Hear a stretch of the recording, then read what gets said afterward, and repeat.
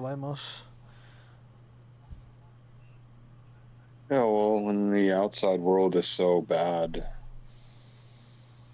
it's not hard to see why people would just basically live inside of that.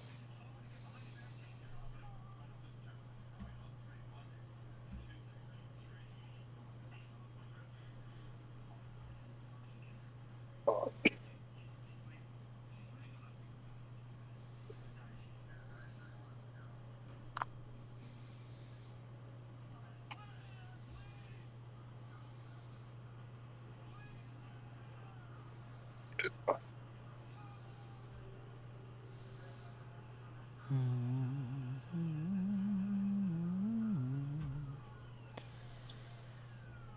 me a sec.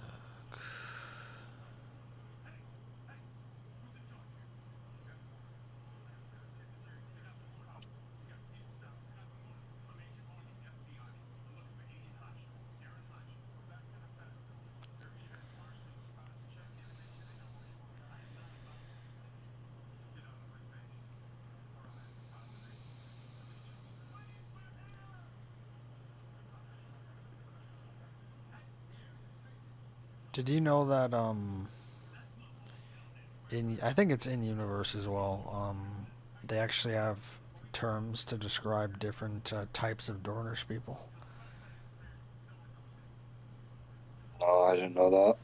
If I gave you two terms, one is sandy Dornish and one is stony Dornish, which what do you think each one means?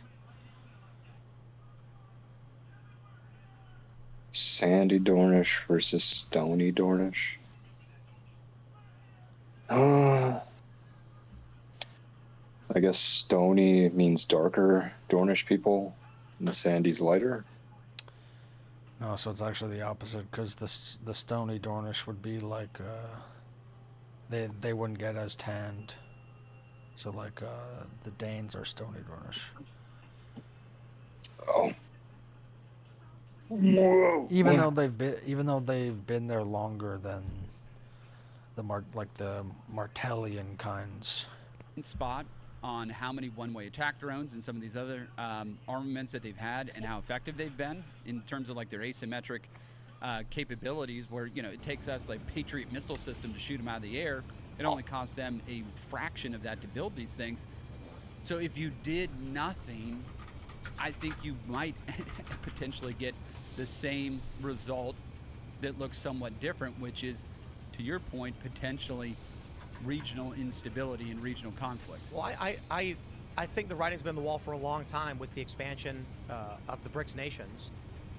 Regardless of the nuances and how many missiles they might have, what their economy might look like, the end result of sitting back was that the United States would become a secondary power in the planet.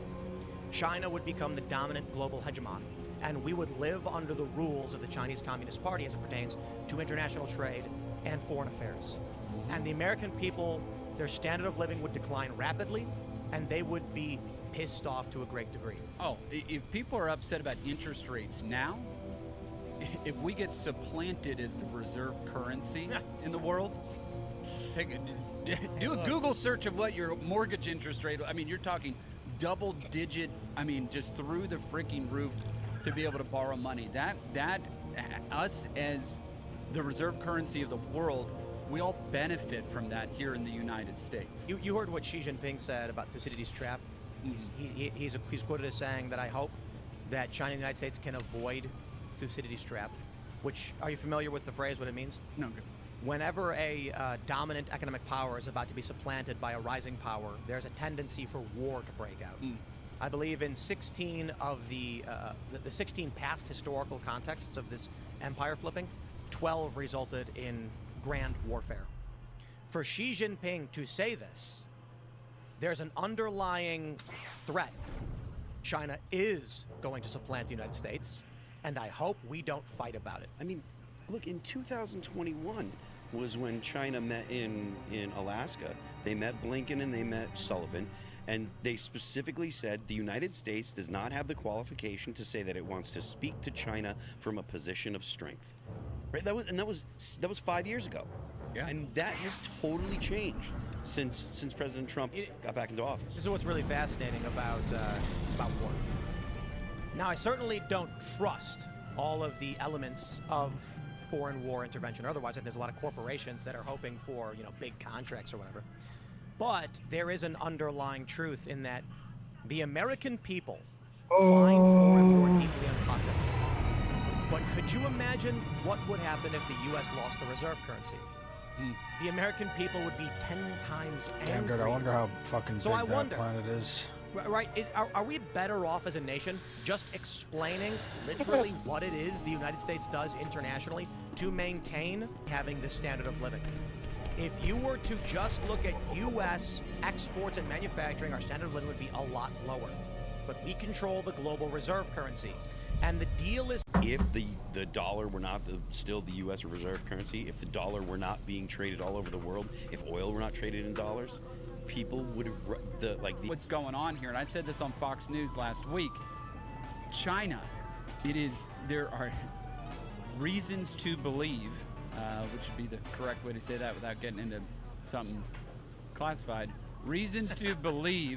are reasons to believe that China is providing targeting information to the Iranians. If you look at that strike where we lost 3 service members here just recently in Jordan, it was too precise, it was too on the nose, and how the hell did they even know they were there and their ability to do that? That was not in the Iranian capability set. And Got her there's dancing reason to like believe that, the dog? Chinese Yeah. or the Russians, likely the Chinese, provided targeting information to the Iranians. I mean, that makes a lot of sense because like half of these Iranian strikes are like, which way is Israel? They'll just shoot it in that direction.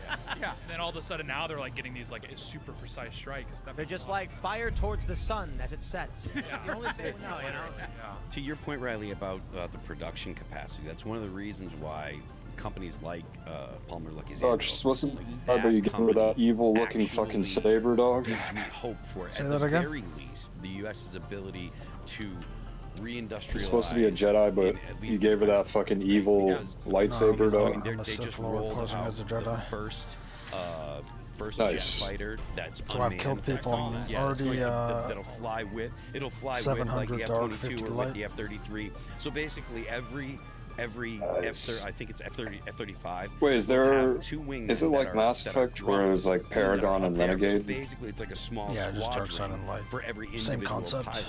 And one of Palmer Lucky's one of the core principles that he has is he wants to be able to make these drones by using existing materials.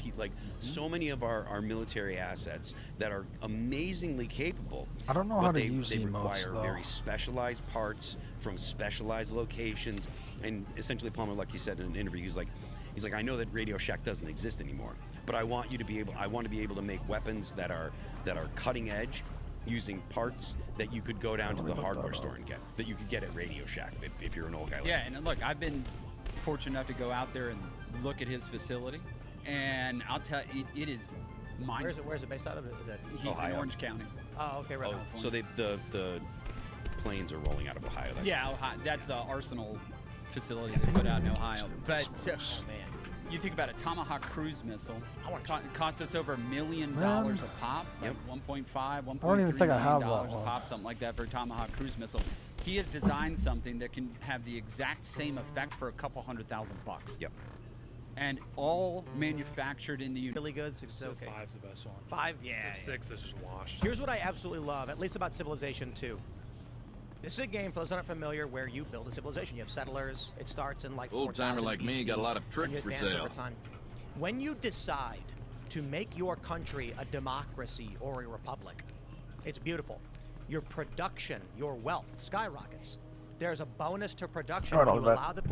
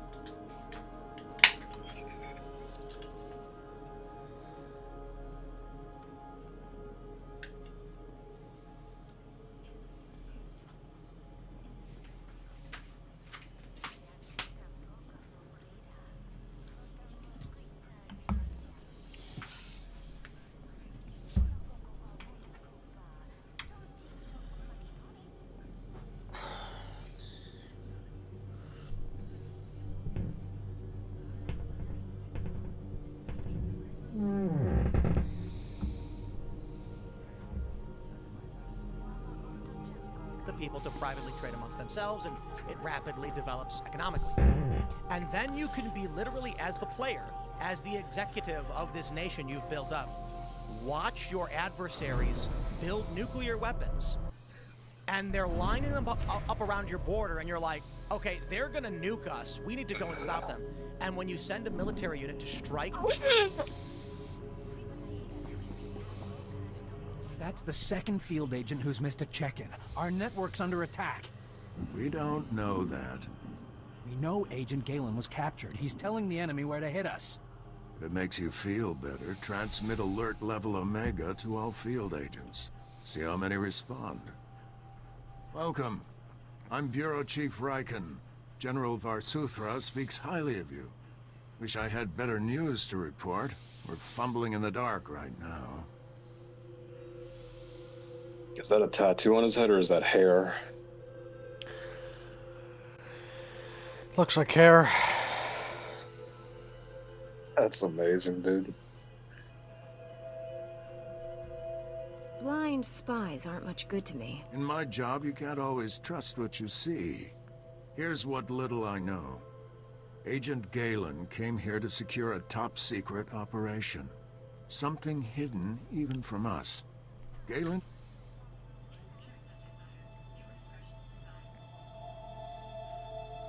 What do you know about the person Galen was after? Beep boo. Dee doo doo doo.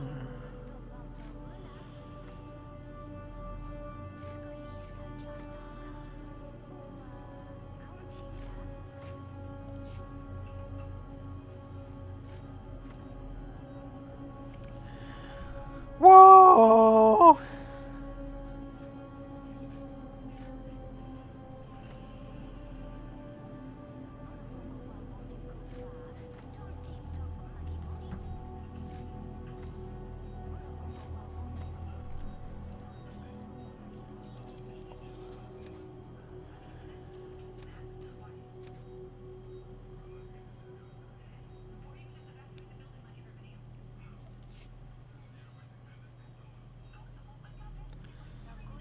Whoa.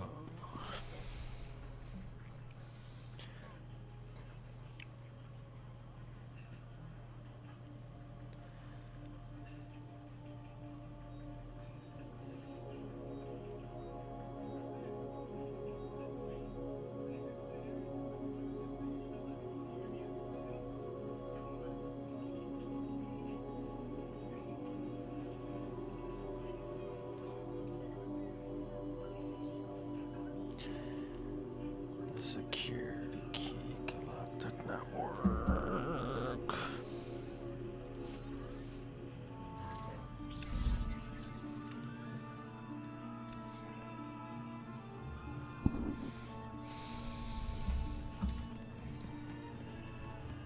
Like their nuclear warhead or whatever, it'll give you a prompt saying you have been voted down by Congress. Your action has been stopped. So you can't take. So you're sitting there watching it. I feel like you give every kid You asked me a question a about Civilization game to play, and they're Parmesan gonna be cheese, like, "Why do we have this government?" which at It's least the insane." fake kind like, smells we like know feet. our adversaries seek to massacre That's what us, that and we live in a Sunny system D where we're drink going to tastes vote. like. Now, the problem ultimately I have is not. First of all, I'm not a fan of democracy. Democracy is a general term, I get, but literal democracy where you have too much no of a strong fan central of government. the I like constitutional Blue republicanism. Rosilla. But my concern is, Say that again? I don't think people in this country understand. Can't say I'm enough much of a what is going fan on. of I believe the this largely is the fault fucking yeah? Blue of the United That's not Rosilla. good States either. and how we've handled media. And we don't I explain just, to people of the United I States don't like it. legitimately and honestly what it is the United Damn. States does for the world and what we Well, want for our allies. Hopefully when So I we have it, only it's ever not, I get don't have the these, same hey, here's opinion, for our but freedom who nonsense. knows? And then any learned person, and I don't mean like omniscient, they're going to say, okay, that's BS, and you've insulted me, and now I don't support you in this effort. I feel like if the United States were to be Bro, why would completely anyone honest buy that? and It makes said, her look, we ugly don't and gives her want pink hair, reckless bro. death, we Like, don't want collateral damage, but we will Whoa, not dog. allow the Iranians to supply the Russians with weapons against our retarded. friends. We will not allow the Chinese economic bloc to destroy American trade and everything we have built, and for this, it may come to war. Well, I mean, it would help. You got to have a deterrent effect out there. We have to be able to deter our enemies, and if it's threat of conflict that leads to conflict, or if it is our industrial capacity or otherwise, but it has to be credible. Yeah. It has to be credible, or it doesn't Best mean place anything. is this Let side me of the throw, galaxy. throw You something into check. this. Laura Loomer recently flipped on the cause of Ukraine, and she's been getting glowing write-ups from the corporate press. I'm sure. I believe that the reason she flipped on the issue, it is not so. It is overly simplistic. She says that she was duped by Russian propaganda or whatever. No, I think the issue is this. Initially, Donald Trump did not want escalation in Eastern Europe, and Laura Loomer is the biggest Trump supporter there is. And she is in direct communication with Trump and his team and his admin, and they say, we do not want to be involved in what's going on in Ukraine. Laura Loomer comes out, Ukraine is bad, we don't want to be involved. Now that the war has escalated, Appreciate your business. and obviously Iran is supplying the Russians with weapons, Ukraine has launched a strike against the Iranians, this war has merged. And the Trump administration is likely now coming to the conclusion, that's it. We are in with Ukraine, and this is expanding. And they've conveyed that to Laura Loomer, who now comes out and says, we need to get on board with Ukraine.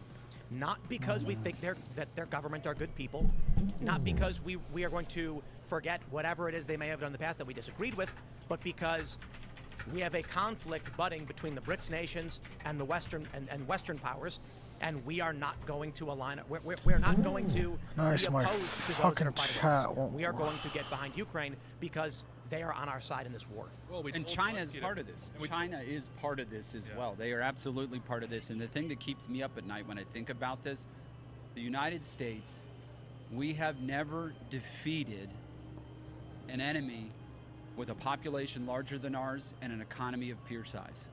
Wow. We never have. It's never happened. And the Europeans are useless. And yeah, and the Europeans are useless. It scares the hell out of me, but that is the reality. You know, it's like we are behind. Yeah.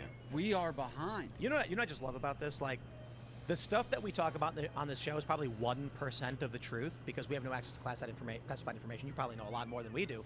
But China also knows a lot more than all of us as well, based on just their plans alone. But just looking at what Trump has done, and this is not to condemn or condone, but it's masterfully done. When you look at the Obama administration, it was a miserable failure. Now, don't get me wrong. There are some things I'm sure people will praise, something Trump's eventually going to come to realize maybe Obama did right. But you take a look at what's going on right now, and we've laid this out 1,000,001 times on this show. Trump's securing of the Panama Canal, his pacification of the Caribbean with getting rid of the narco drug traffickers and the violence, opening up trade routes, working to secure the Northwest Passage in Greenland, the Gulf of America become the largest oil export location on the planet, and the shuttering of the Strait of Hormuz, cutting China off from 44% of its energy for the past 5 months now. Mm-hmm. Now, when you look at all of that, my position has always been that the goal of the war with Iran is to close the Strait of Hormuz, to cut off our adversaries from their energy. If you want to win, you win. What does Sun Tzu say? You win the war before it begins. Mm-hmm. You cripple China and shut their economy down to the best of your ability, and then slowly through attrition over time, they are no longer a threat, and you can avoid war this way. That being said, with Iran using the Caspian to transport weapons to the Russians to fight the Ukrainians, it's now lumped into one big conflict.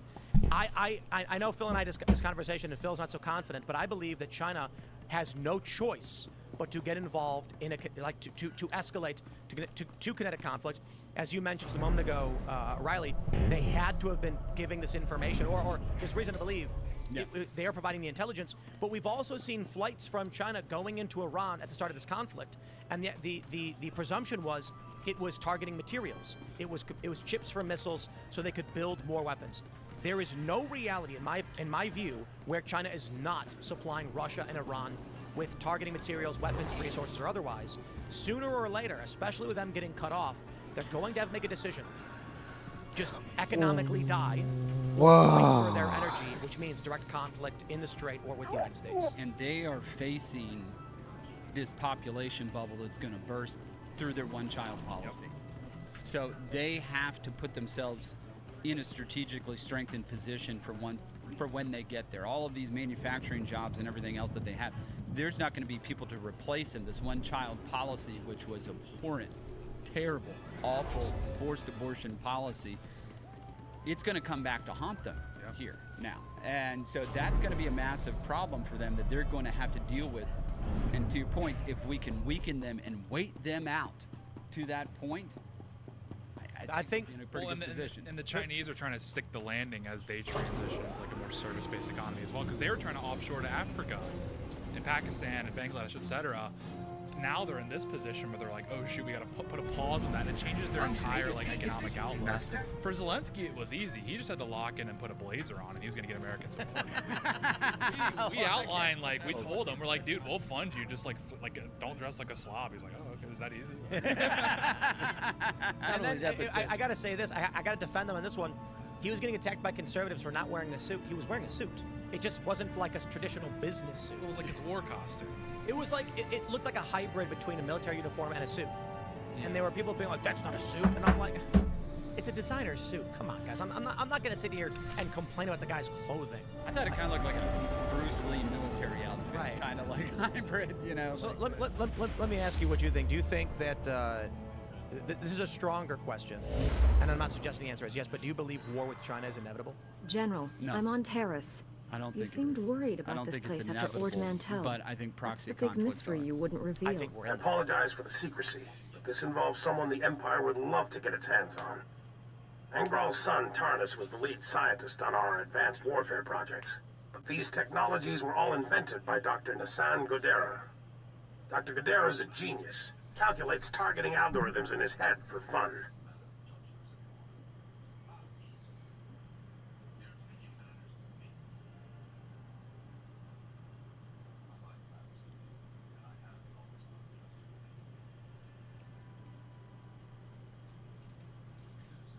If he's so special, why wasn't he leading things instead of Tarnus? Dr. Godera hates the Empire. So much so he quit in protest when the Republic signed the Treaty of Coruscant. Disappeared completely. We recently discovered he's hiding on Terrace, but the swamps, predators, and city ruins are keeping us from finding him.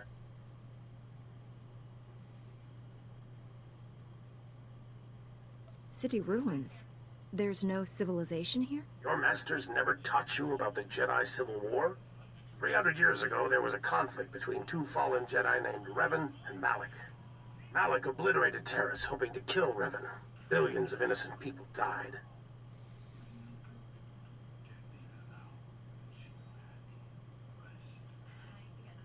What sort of weapon did Malak have that could destroy this world?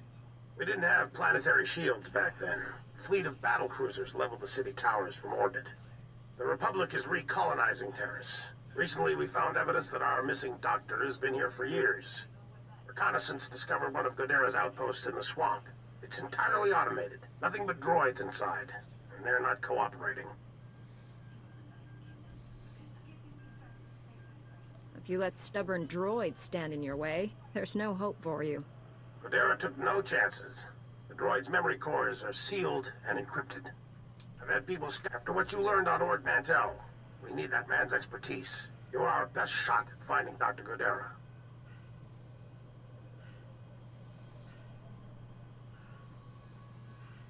I'll bring him back alive, whatever it takes. Left a small team monitoring the outpost. Transmitting outpost.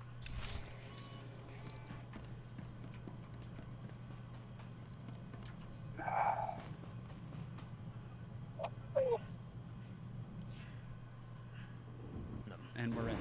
But I do think that if Trump's play is isolate China's energy, China really is between a rock and a hard place at this point where do they decide to enter into a kinetic conflict with the West, not just the United States, but our allies? If they do, they risk. Do you know being how flanked. much At of the a same time, if they do necessity nothing, salt water they is? will Like, just slowly decline. how So bad it's a would it pick your be if poison all for the China. water in the world question was is, what are they fresh gonna choose water? to do? Now, and to go back to the original point, if Kamala had won, Assuming, like, Oh, not like China certain. invading Taiwan. I know about the just- animals, yeah, but but what are you like, gonna how do? would that negatively affect? Well, and- She couldn't even articulate what she'd want to happen to the troops. Because obviously She'd say something we nonsensical wouldn't like, be able to the survive goal of our in military operation in the an sea all land is to animals see wouldn't be able to the survive in coordination of the Oh, military. if everything was For saltwater. safety, please do not travel beyond the military security Budget everything zone like and it's freshwater. This Like, world we'd be and fine. our work here will shine as a beacon of hope to all of the Republic. But first, Like we they'd have be on the many chopping block. obstacles don't to know. overcome. A few allies. It's Together, I don't know what we stand saltwater taller than does. any And it all obstacle. sparks up. Let's get to With work. Koreans. Environmentally wise, You know, he's been waiting, dude. I saw they opened up a fake Yeah, I don't know. IKEA in Pyongyang. They're planning something. They're building furniture. Really? Oh, there's a fake, and they're building furniture. Does it say IKEA? Oh, it looks like just like an IKEA, but and then IKEA came out and like we didn't sell anything. Every Every every third meatball is actually just a tart. Damn, dude, this planet It's like a I was thinking on about the the meatballs as too. a Jedi yeah, is like rat ankles or daytime. something. Yeah, I don't know. But I think the U.S. is particularly bad at messaging. Just like what Nighttime happened? for We used to have a Sith or Department whatever. of Censorship. Yeah. Like we used to be a brutal people. I'm not suggesting we go back to that. I'm just saying like CNN. Is it the best that the U.S. intelligence agencies can do? MS Now, really? yeah, and people are like freaking out about everything. They're like, oh, Trump's too mean to Biden or whatever. I'm like, Jackson called Buchanan gay. So it's like, you know, I think we've been through this. Has like gone back to the beginning. Like, Which one of them was calling the other one a hermaphrophite? That was Adams Jefferson. Adams Adam, Jefferson. yeah, They were homies. Yeah, they were They homies. were like buddies, and he's like, "Hey, put that in the Philadelphia and go hilarious." that was Truth Social before Trump thankfully invented Truth Social. You used to just have to settle it in like the newspapers. It's like, Well, and you wait till he used to- sees this next You week. used to have a time where leaders, elected officials could go to the media and be like, I know you all know about this. Can you keep a lid on it? Yeah. We have something about, and they're not going to do that now. Oh yeah. It's in the best interest of the American people. They don't care about that. I have to say, I think, you know, of all of the things that I've seen in terms of foreign policy and statements of the president, be it the, you know, China meeting with Blinken, the scariest thing is Laura Loomer coming out and saying, I am fully behind Ukraine at this point.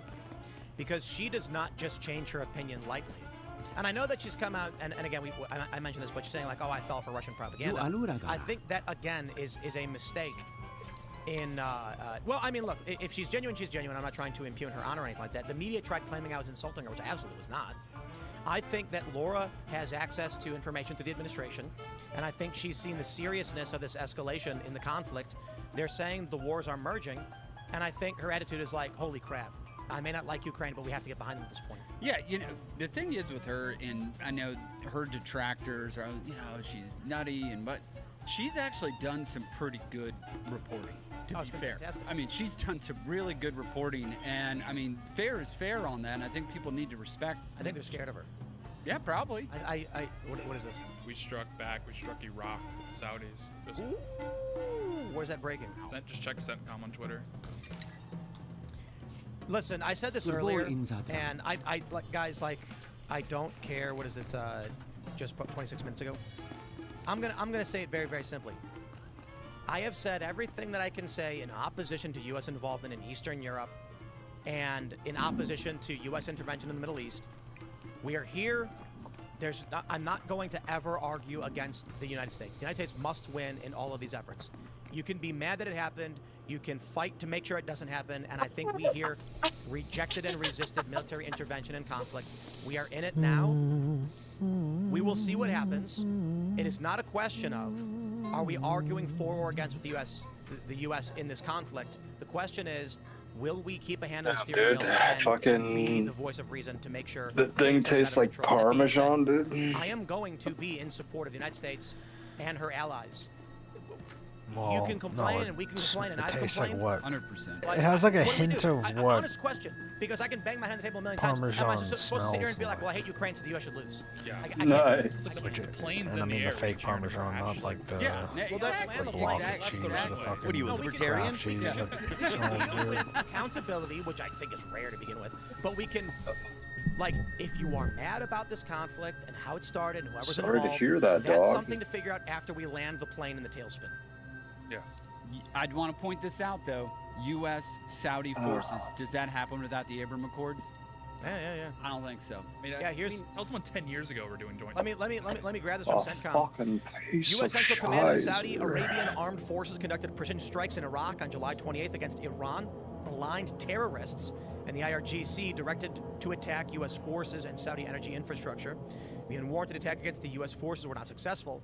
From February through April, there were more than 600 attempted attacks on U.S. citizens and facilities by Iran-aligned terrorist militias in Iraq. The IRGC and its terrorist proxies must cease these attacks to avoid further U.S. military response.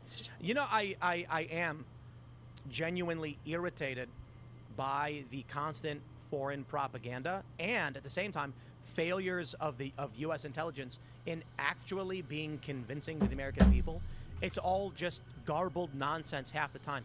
Is the United States really this impotent when it comes to dealing with Russia and Chinese propaganda? Well, I mean, we have to put out statements. We don't have like an authoritarian central propaganda wing, at least now that USA is going. What I'm talking about is they have old spooks going on MS Now and CNN, giving you the most banal talking points that are just unconvincing. Or that too. I mean, it's like you're convincing no one. They're you know, the left and the Democrats are just trying to counter signal the Trump administration, because we all know if this was a Democrat in office, they would be, you know, cheering on whatever the military decided to do. It's not like the Democrats are, you know, at least the old guard DNC, right? I don't know. Batty McBad. That the DSA would be this kind of the same kind of opinion about going. Dog, I'm to gonna a foreign break country or them whatever. The Jedi old guard rules, Democrats, they dog. would be up there telling Hillary you Clinton why. loves this. Whoa, dog. She lives for it. Which I don't actually know if there are rules at this time. But I recall, either way, I was a dog. youngster, but in 08, she was like complaining that Barack Obama's foreign policy was too weak. That he Yeah.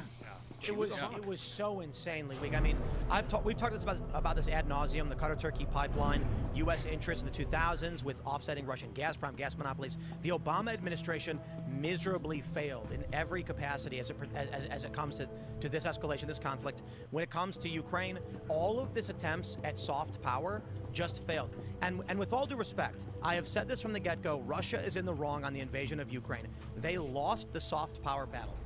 The U.S. used manipulation, but I gotta tell you, having been on the ground in Kiev, the people there don't like the Russians. It's not that You've seen Back to the Future, right? Bullshit. The issue was for a lot of the Long time ago. Don't even really remember it. The history of Russia and Ukraine is not a good history. So when they get an offer of a trade, Gotta rewatch it sometime. to join the Schengen zone, these people were ecstatic. It was like being Marty told to win the lottery. The Russian McFly. trade Those federation are was some of the offering most them. nostalgic They wanted to movies go with ever. the EU, and Russia could not handle it Like, because they would lose When, Crimea. like and I their only can just warm water watching port. those movies, The I argument can we get from many people remember is, well, back Russia could have to just like built in middle Sochi or school one of these other cities. the You're summer not going break to convince the Russians during those especially considering summer it's like mountainous, nostalgic to abandon summer a $300 nights. billion military base and their flag where they house their flagship in the Black Sea. You're not going to say just move. I You're not can't gonna do it. remember They're it. going to take Crimea. And as you already mentioned, the Biden administration was too impotent. He like hooks to up do with his anything own about it. mom, right? Now again, I'm not saying that, that he's the, well, no, that like he Obama doesn't is the bad actually, guy but in that capacity. he Russia decided to seize territory. he takes her out on a because they lost date the soft to power in battle. order to In get my opinion, her is the soft power to is the appropriate way to do things. be You avoid rescued war, by you his offer dad. Capital, resource, economics, and when you win, you win. But So you they can, have to be get together prepared again. for some lunatic to swing at you. And Barack Obama was not prepared for that. They walked in there Because with that the whole firing thing shot. was Yeah. Not one shot. they needed fired. to Walked dance. Right in. And the soft power is so vital. I mean, this They is why needed to Trump slow wants to be dance Russia, during the, so we don't have war with China. Have a Sino-Anglo agreement 2.0. Well, it's to help like the event they were Steve having. back on his feet. But Jackie Chan still doing all of his own stunts? He's gonna.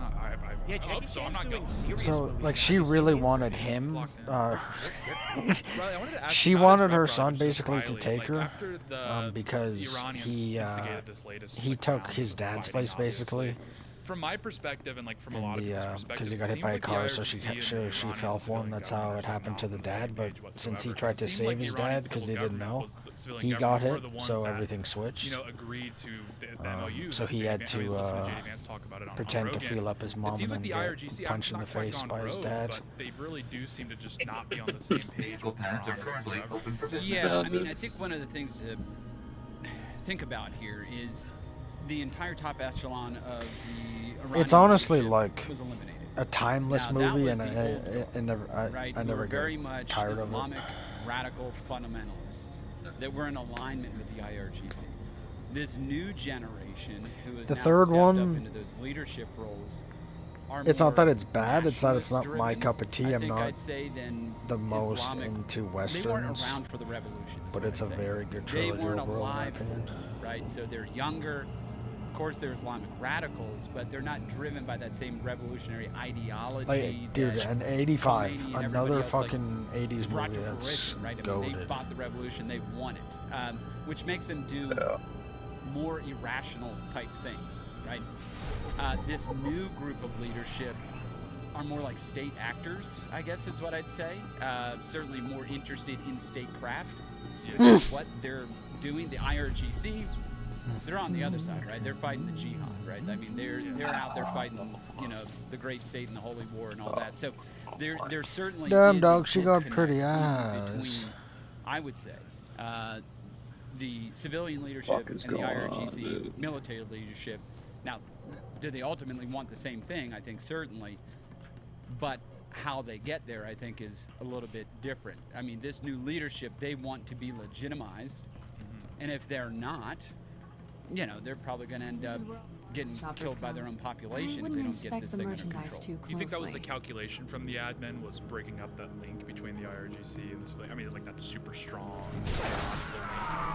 I think that was certainly a consideration in it, and obviously there's a lot of assets that were fed into it. No one had I just want fucking IRGC. Stellar Blade 2 already. Fucking way more. They had a guy. This is, I'm sure you all know this story, but the dentist to the IRGC generals and top leadership was an Israeli asset, and he was putting in crowns and fillings into their teeth with bugs in them. Jeez. Yeah. I mean, they knew. That's how they knew exactly where they were at every moment.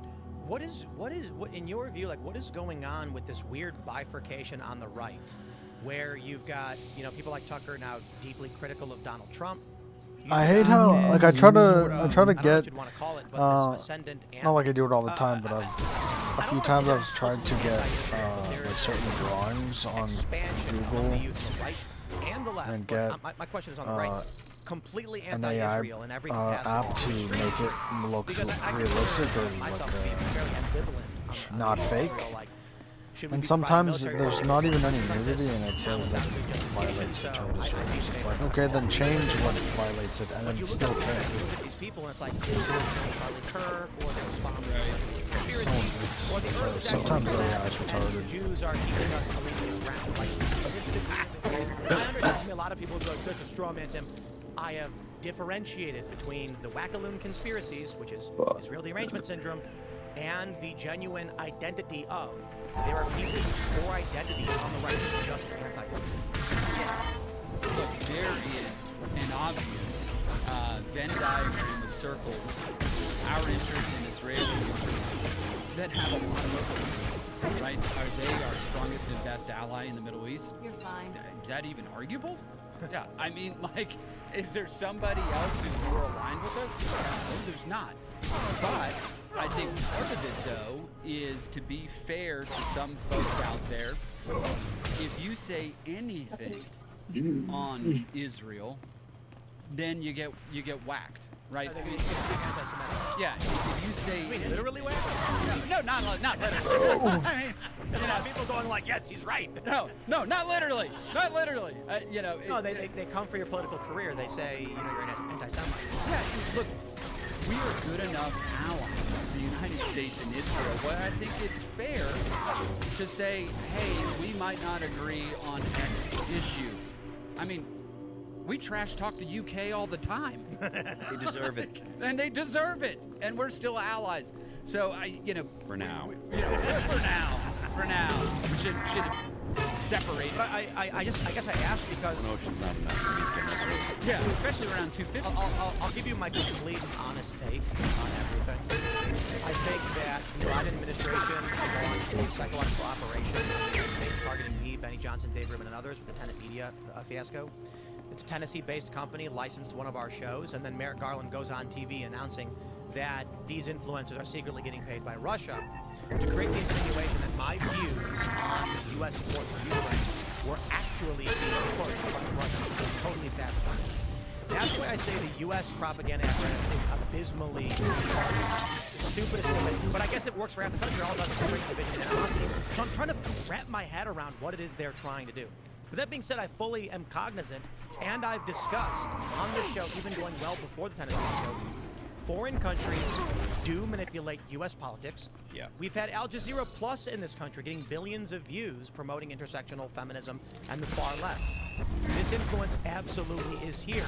So regardless of who's going to blame each other, my question is, why haven't we seen it?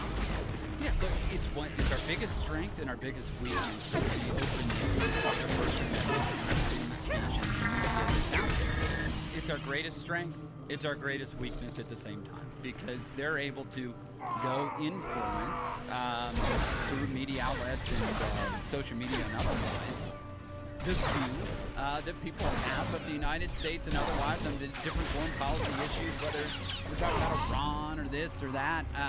Then we lose. You know, it's a sad reality, but can we just be mathematically sound? If it is the case that the United States is incapable of defending itself from psychological operations from foreigners due to our own constitutional rights, which I'm not saying we should do away with or like that. This is just the arithmetic. If China, Iran, and Russia are able to manipulate influencers, both foreign and domestic, and we are incapable of stopping it, then we just lose. Then the narrative of the United States among most young people will become that the United States is bad, should be destroyed, the Constitution is wrong and should be abolished, and that's what we are starting to see among young people. And you get a Biden administration that lets in 10 to 20 million people who do not share our values. So, what do you do? I mean, I look at what the Biden administration did, and it looks like it's only the destruction of the core identity of America. What are we supposed to do? Well, look, well, thank God we got Donald Trump. We've shut down the border. I think Donald... USAID? Yeah, USAID's done. And look, I think Trump does, to many Americans, speak with this truth and clarity, which is why he's popular. It's why he's the president, is that he's willing to say things that everybody was thinking and they thought were true. And so I do think that there is a lane for being honest, being open, and just cutting through all the BS as President Trump has done for the last 10 years. I guess when I look back at like 10 years ago, Facebook and Twitter at the time had backdoors for the FBI and CIA to come and flag things they want to remove. They're doing weekly protocols. If you were in Game of Thrones, what weapon do you think you would use if you were a knight slash I think if they never tried doing soldier? Then the establishment machine state would have just maintained total control. I'd like to have a combination of both this weird gay communism for stuff many things. Overnight, and I'd probably like to get good with a bow and arrow, we reject this, just so I can maintain distance. So then when I think of that, I'm like, maybe they're actually really smart, and Trump is what they actually wanted the whole time. In terms of like a hand-to-hand weapon, maybe just like a basic sword. Yeah. Kind of activated. I also like to learn is the idea of what the Dornish people do with like poisons or whatever. Like the stuff that they had at Yeah, that's probably it. Dylan Mulvaney being the spokesperson for Bud Light. People that use like poison tip arrows. Didn't think about this sort of stuff. Then if I really have to get close, that's where the sword will come into play. I remember the first time I never realized, like the first time I watched Game of Thrones, I never realized that it's true. The mountain died because his blade was poisoned. I always thought it was like an infection. Bathroom because they're saying that boys can menstruate, and they laughed at it. And I remember this is a while ago now, but I was making jokes with the band about how prevalent trans people were. Kind of like I'd want to be like like Dude, Geralt. a band talking about trans people. Like if it in, does like, exist in 2016, that I'm universe, I'd like to take this is gonna potions be a that can big deal. enhance I was like, my you watch. senses, And they're like, you're crazy. Dude. just You make me hear more this? focused during combat. It probably does Also exist, but it would use, need like, to be during poisons. a time where magic is present. Behold, I was right. This was not only a big deal, it was the Like, deciding you know how factor they say, for people to become politically active. remember how with the wildfire, they have trouble making wildfire, but once the dragons came back, magic just came back. But fly in the face of just actual reality, right? Like socialism has never worked have the anywhere. books or George ever said anything about like the greatest like bowman or some shit like that? If there's one of them. Kind of like, you know, how he says like Sir Arthur Dane or whatever. No. Yeah, usually when he talks about the greatest, he talks, or I guess just the world talks about swordsman, or usually hand to hand. So like even if it's a flail or a morning star.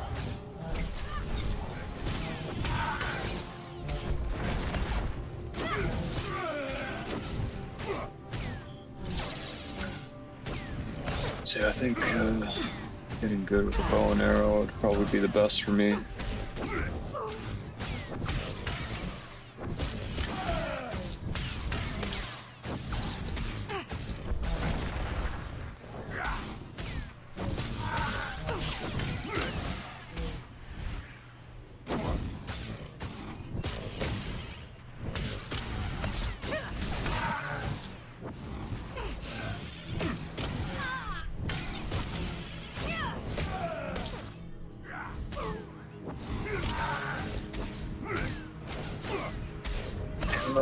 The books. That scene in the show where Catelyn's father dies or whatever, and they have to light the boat on fire. Is that in the book as well, where Edmure like misses every shot? I believe it is. I could be remembering incorrectly, but I believe it is. That's so embarrassing, dude. Yeah.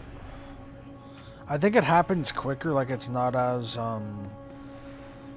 awkward in the book as far as I remember.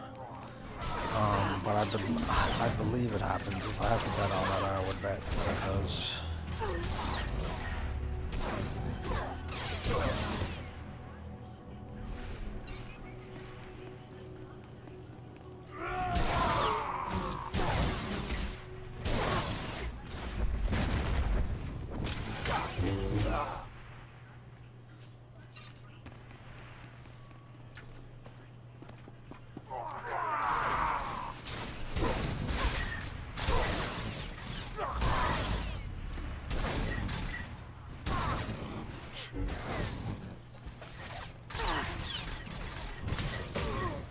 I think for the fourth book, George does something interesting, and I don't think I'll ruin it for you. You might know once you're reading it, but I might as well just allow you to figure it out yourself.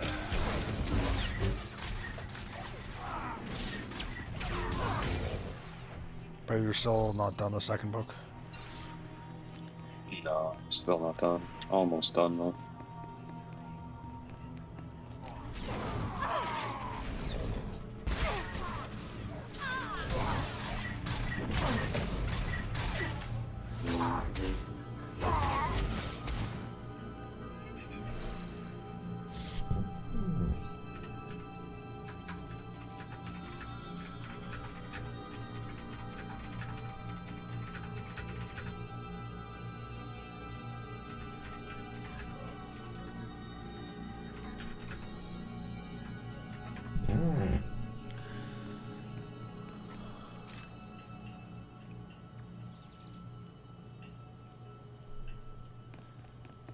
It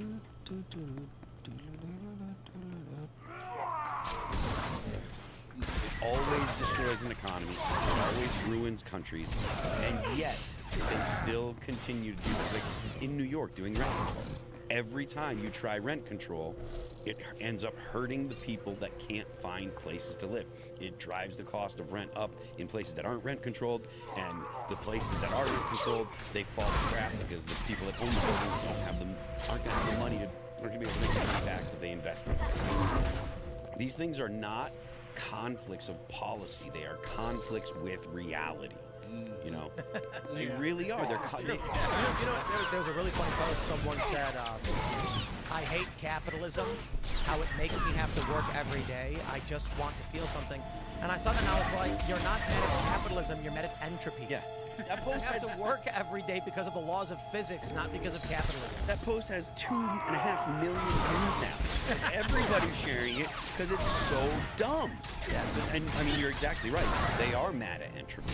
They're mad at the fact that just existing doesn't automatically provide you with all the not just the things you need, but with a lifestyle that they see people have on Instagram.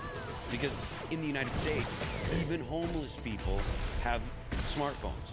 Right. You know, it's like literally 98% of Americans have smartphones.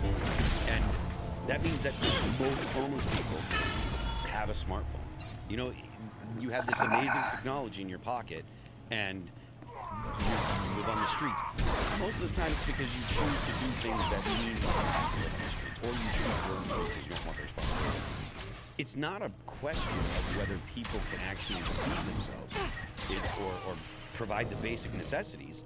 It's that they want a better lifestyle than they have, you know? And like I said, it is just, it's things that don't align with reality. And they refuse to admit that there are certain things about existing at all that are required to continue your The death of is death. Individual is purpose. And look, I think God has given all of us, some type of talent. And to continue that work and do that, and that talent that God has given us is to continue His work here on earth. And that is how we can find fulfillment in life. And absent of purpose, what do you get? You get drug addiction, you get depression.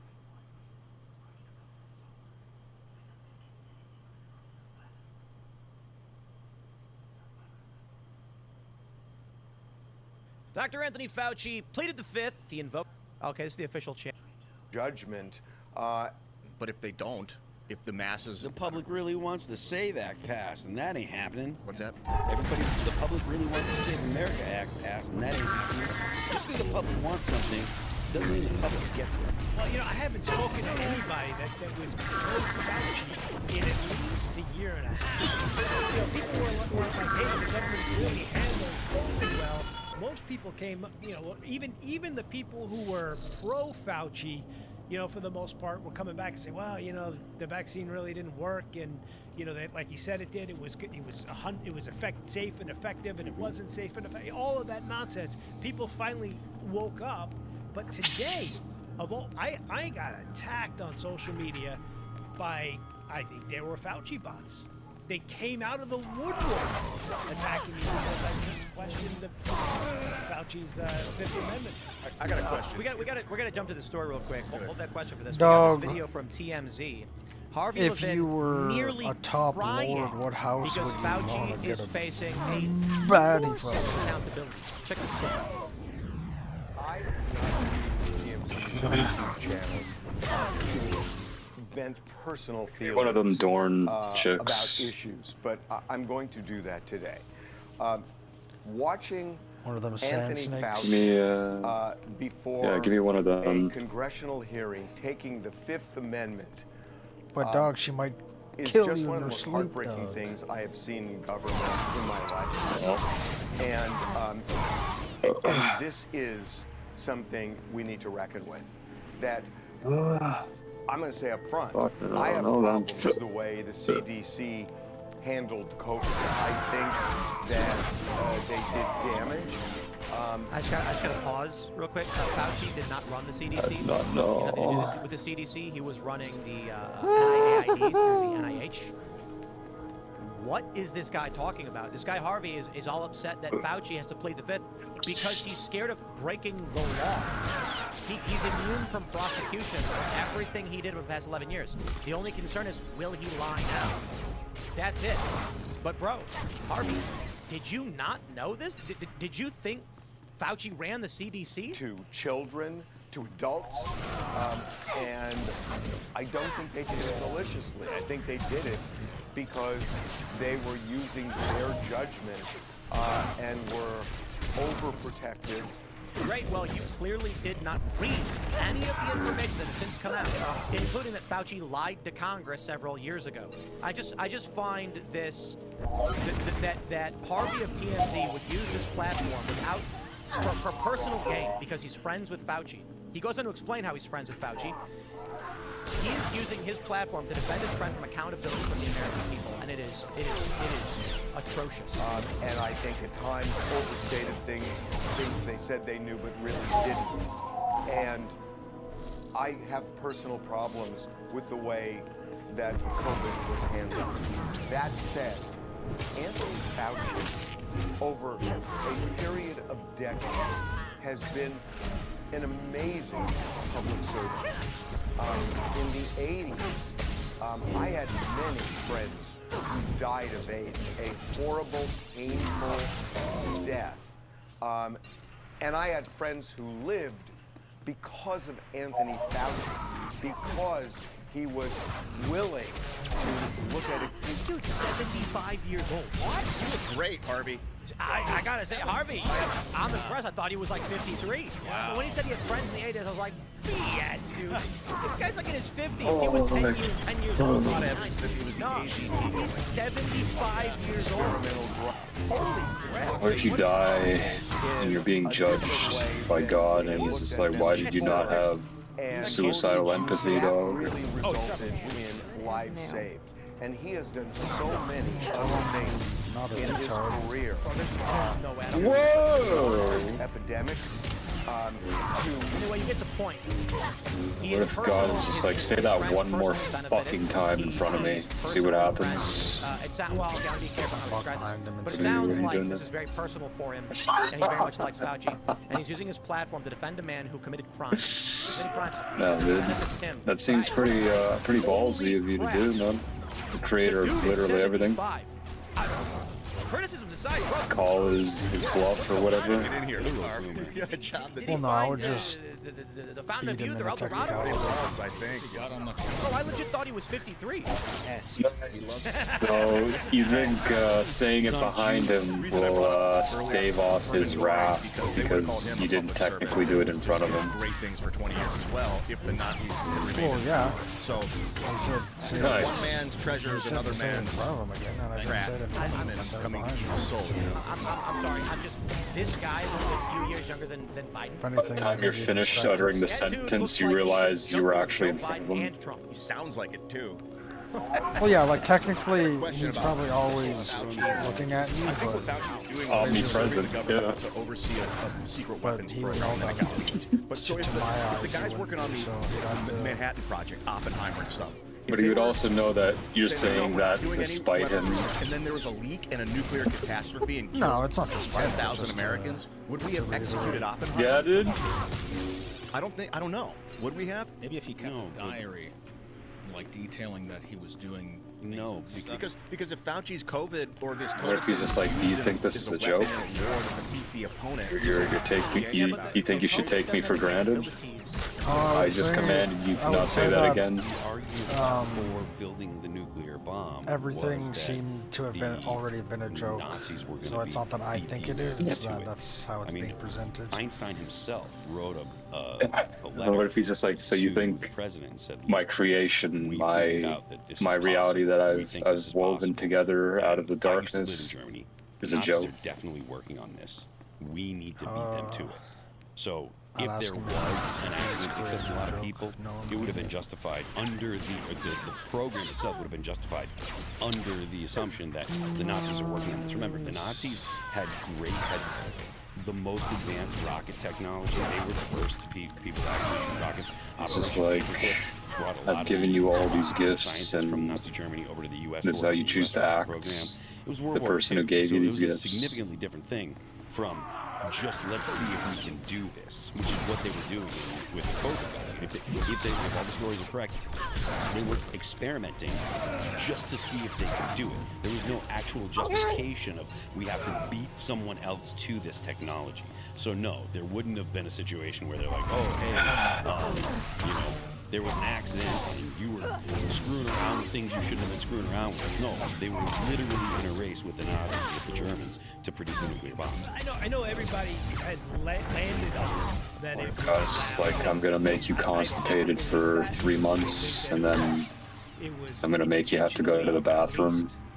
See how you feel about that? What would you think of that, dog? The Hong Kong protests in China. No, but 3 months.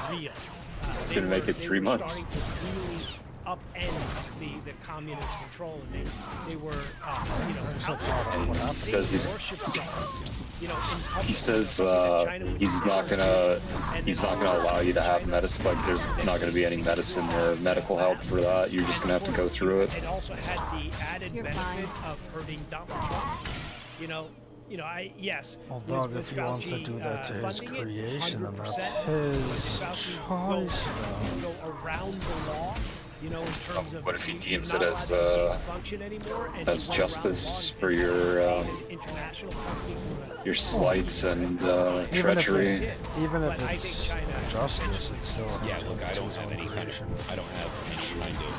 opposition to that. I wouldn't be surprised one bit. I don't have any kind of strong. Well, his judgment is perfect, dog. It doesn't sound like something sees all the truth. Do. I mean, they oppress their own people. Why would they care about the rest of the world? You know. Dude, those Hong Kong protests were nuts. I had a friend that went. Donald Trump, don't trust China. China is. They were like 2019. It was that Hong Kong. It was a huge mass protests erupted, and they were like the Chinese, I guess, were like shooting fire hoses filled with like blue chemicals to stain and burn the. That's a normal thing that everybody does. And they were like to mark their protesters so they could find them later. I mean, it was vicious. We do that in the United States. I haven't seen a lot of it in the U.S., but it was the first I'd heard of it. We should do more of water cannons during. But they would like protests. put like deep burning chemicals in it, and they spray. They just spray people. You think It's called oleoresin capsaicin. More of it when it comes to protests, in my opinion. What? Yeah. You protest tyranny. I don't go out in the street and sit down in People front of are other people's protesting cars. tyranny, bro. They're not protesting tyranny. They're protesting the deportation of the. What to do, dog?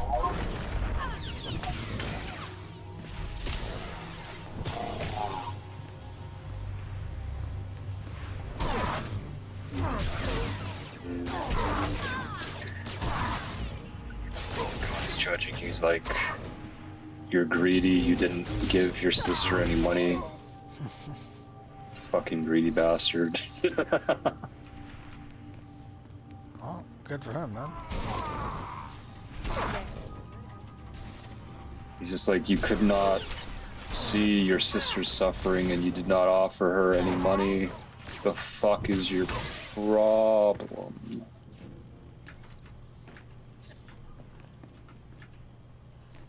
It's like Mao goes to fucking the gates and God's like, yeah, you didn't kill enough people, dude. It's really good question.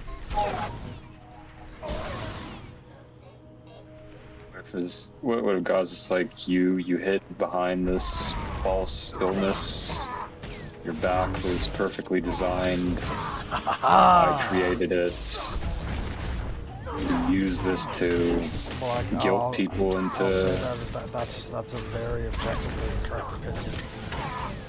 Whoa. Well, what if God just shows you, oh no, it was actually perfect and you couldn't argue against it? Well, then he should have made it apparent Whoa. in real time instead of having to prove it to me after everything didn't matter anymore.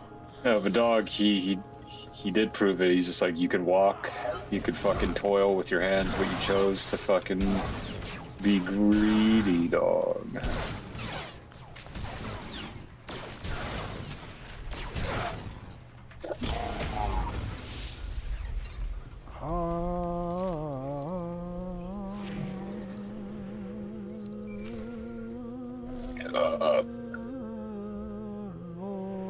Chief Riken, I've downloaded all of Agent Galen's coded messages.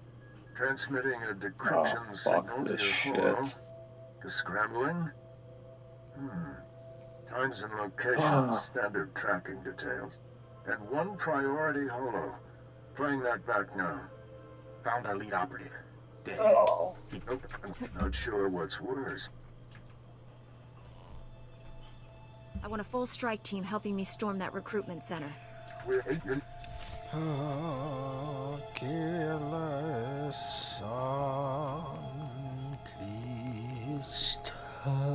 Legals. We might have to protest tyranny in the future. You know, Harvey's crying about the weaponization of government. He wasn't crying about the weaponization of government. Dog, did you drink all of your C4, dog? No, I stopped about halfway. Damn, so it's actually bad till you don't finish all of it? You know, and you know, the whole thing Oh, apparently, yeah, I don't really like it. Do you think it's bland or it just tastes bad? And, you know, it was, no, I just don't like the taste. Flagpole. Well, yeah, but it, There was one guy with, I think there was one or two guys with guns.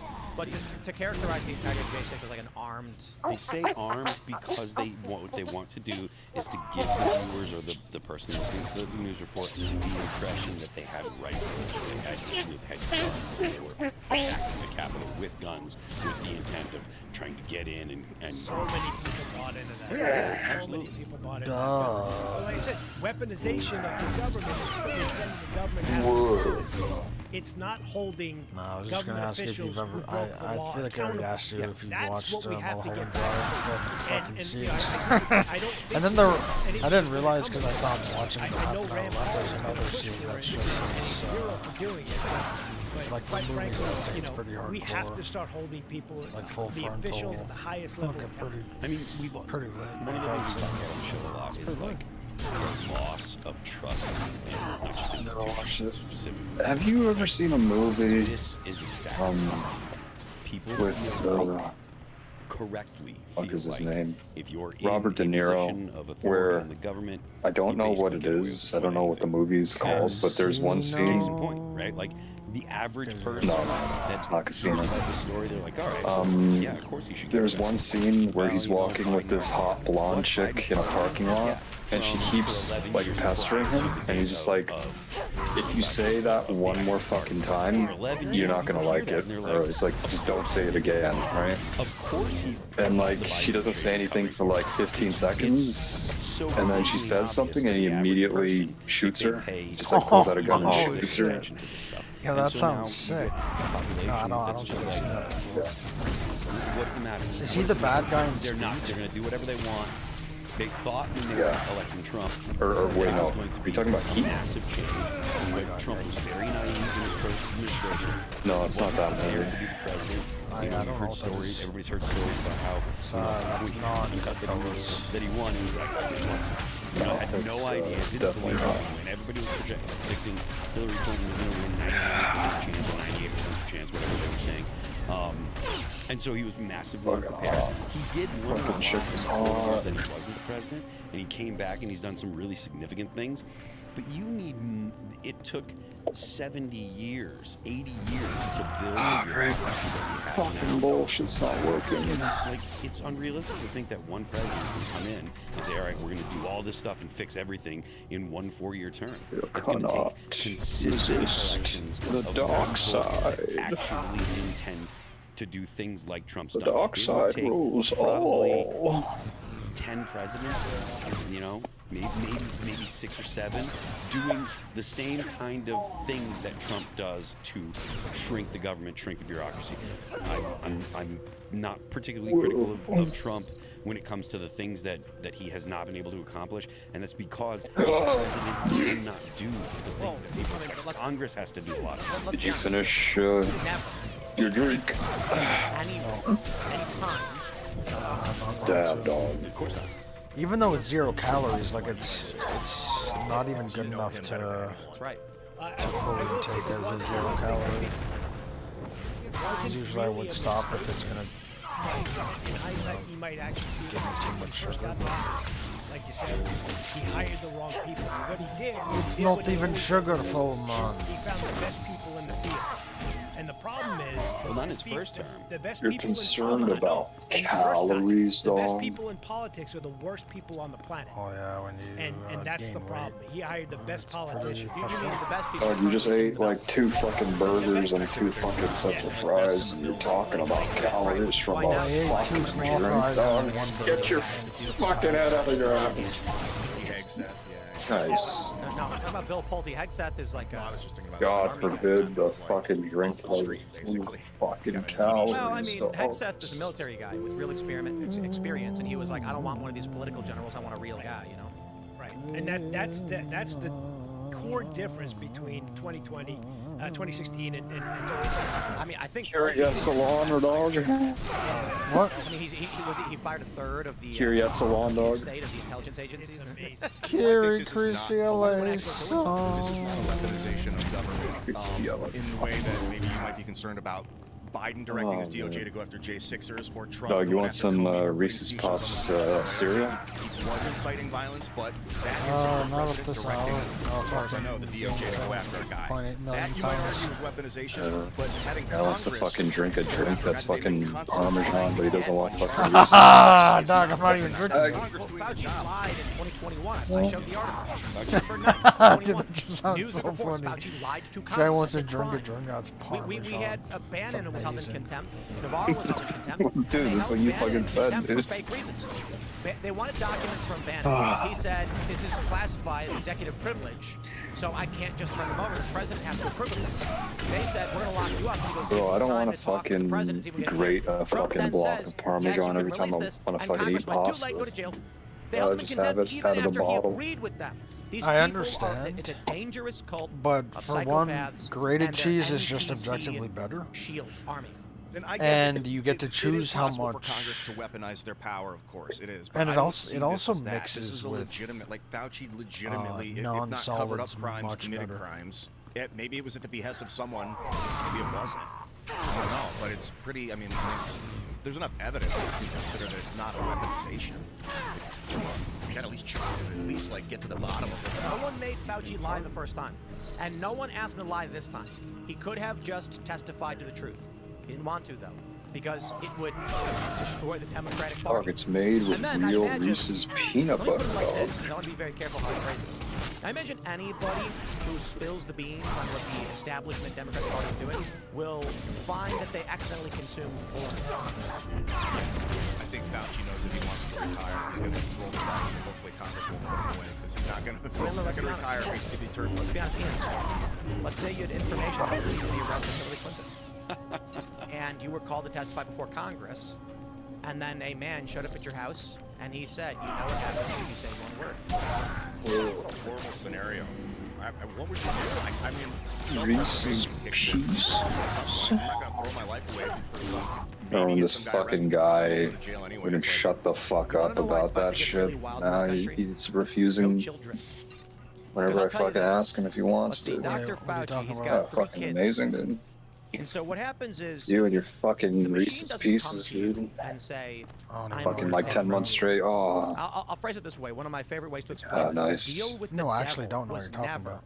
that the No, I demon- know. I know you demon lord, don't. the You dark don't lord remember. offered you- Ah, this guy's People not seem gonna to think that refresh the deal with the devil is memory. he comes to you and he says, Ian, Nice. everything you've ever wanted, just work for it. Nice. The deal with the devil is when he comes to you and says, I'm going to slit your mother's throat or sleep and send you the video unless you do what I say. And then you beg him, please no, please don't hurt my family. And he says, Dog, refresh it because I still don't so the fucking thing is, Fauci, stand. you've got kids. I'm not saying it's actually happening, but when the machine state comes to you, they'll say, look, you got a kid, bad things are going to happen to your kid. You regret it if you cross us. That's what power does. Now that we have a large generation with no children, you are going to get zealous, single, incel types. And I'm not saying right wing. I mean, like, it could be a left-wing guy or right-wing guy, whatever. And the machine state's going to come to him and they're going to be like, if you spill the beans on this, 100 milligrams of caffeine. I don't know a house. Yeah, that's all. No wife. Your parents are already dead. also grab that Okay, we got 165. nothing. We're gonna go prepare for the worst. Well, You got no leverage against the guy who has nothing. just had about that much since I'm not gonna finish the rest of this. So I'll tell you, no, I did go up to Hillary Clinton during Benghazi. She was getting an award, a Liberty Award. Isn't that amazing, dude? So I followed her. I got beat up by the Secret Service, but I cornered her in an elevator. So and I said, fucking Hillary on amazing, camera, man. I said, you know, if Chelsea was the ambassador of Libya, would have been I had my intern start my car for a week. Just Bro. You know, she's like, who was that guy? I sent the expendable one out to start my car. As I was driving over here, There's Dan a Tones quote, the guy fucking who bullshizer in the bullshizer. better to be a poor farmer than a meddle in the politics of man. And I'm just thinking about, like, with Netanyahu trying to get us to merge our military. Dog, I got you know, drafted into the fucking gentle maids. Screaming out, speaking out against Israel's military. Bro, I'd rather be a poor farmer than like stick my neck out. Guy got garbage, but then like fucking at what cost? 3-0. Until when foreigners come and invade and like we have no political power because we chose to ignore it. Look at New York, bro. Look at you know the. I'll tell you this. Have you guys seen those Instagram videos where it's like 90s nostalgia? Yep. Oh man. That world doesn't exist. I watched one, and I could smell it. It was a guy. It was like a teenage guy and girl walking out of Blockbuster Video, and it was like sunset.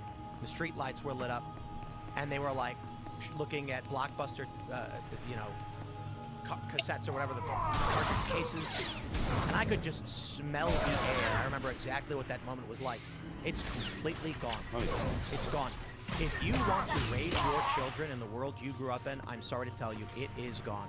I went to the Christmas market in Chicago. I didn't go last year, I went the year before. It used to be, there was a Chicago you recognize. And I don't want to say it was not about race. Obviously, race plays a role because you'd see a lot of, like, the Chicago stereotype. You had, you know, some Polish migrants, largely like white working class individuals, but some Latino, some Hispanic, some black. You'd go to the Christmas market, and it'd be a little crowded, but it'd be okay. You'd walk around. They have special mugs every year that you can get. And you get the mulled wine or the cider, and it's a special mug they do every year. And I went back after several years with my family, and it is shoulder to shoulder Indians. And now I'm not saying that I hold anything personally against these individuals, but I am suggesting that the Christmas mornings that I had, the holiday weekend where we'd get up and we'd go to the suburbs to get French toast sticks at the holiday buffet, little trains running across the roof, that business is Woo. And the Christmas market we'd go to when I was a kid, and there'd be a fake Santa Claus, and there'd be special mulled wine. Now it's a bunch of, it was mostly like Indian and Pakistani people. And you're shoulder to shoulder, you can't even get in anymore. The only thing you say is like, I don't want to go in there. Because you literally can't move. If you wanted these things for your children, I'm sorry, you won't. I like that you refer to it as fake. Specify from the real one. You know, okay. I'm with you. Since 2000, something because the difference between 1960 and 1990 is very little. I mean, better internet, but from 2020 to now, it's been the globalization of our country, like just the destruction of the economy and the mass migration and the war machine. Like just full mask on, well, partially mask on. They actually had two masks, so you don't see, they still have a mask on even though the mask is off. You know what I mean? I think it was in the Matrix, they said 1990, they put everybody in the year 1999 in the Matrix because that was the peak of humanity. That was peak civilization in 1999. And they were right. They were right. You know, 2001 came, you know, came and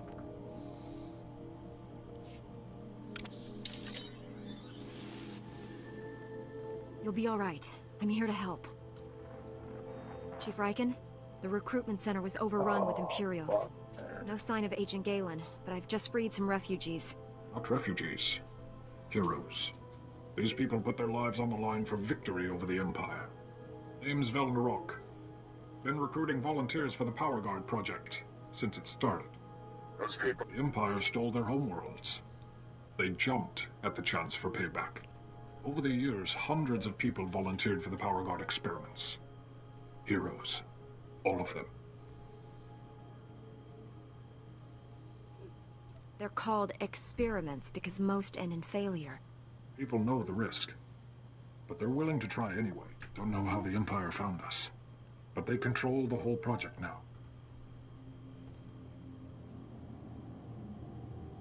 Tell me where the Power Guard experiments take place. Never seen the main lab, but it's someplace in the red light sector. Imperials are sending people there for testing. That's one of the busiest parts of Nar Shaddaa. I've heard it's the only building with a dedicated energy reactor. I'll get these volunteers to safety.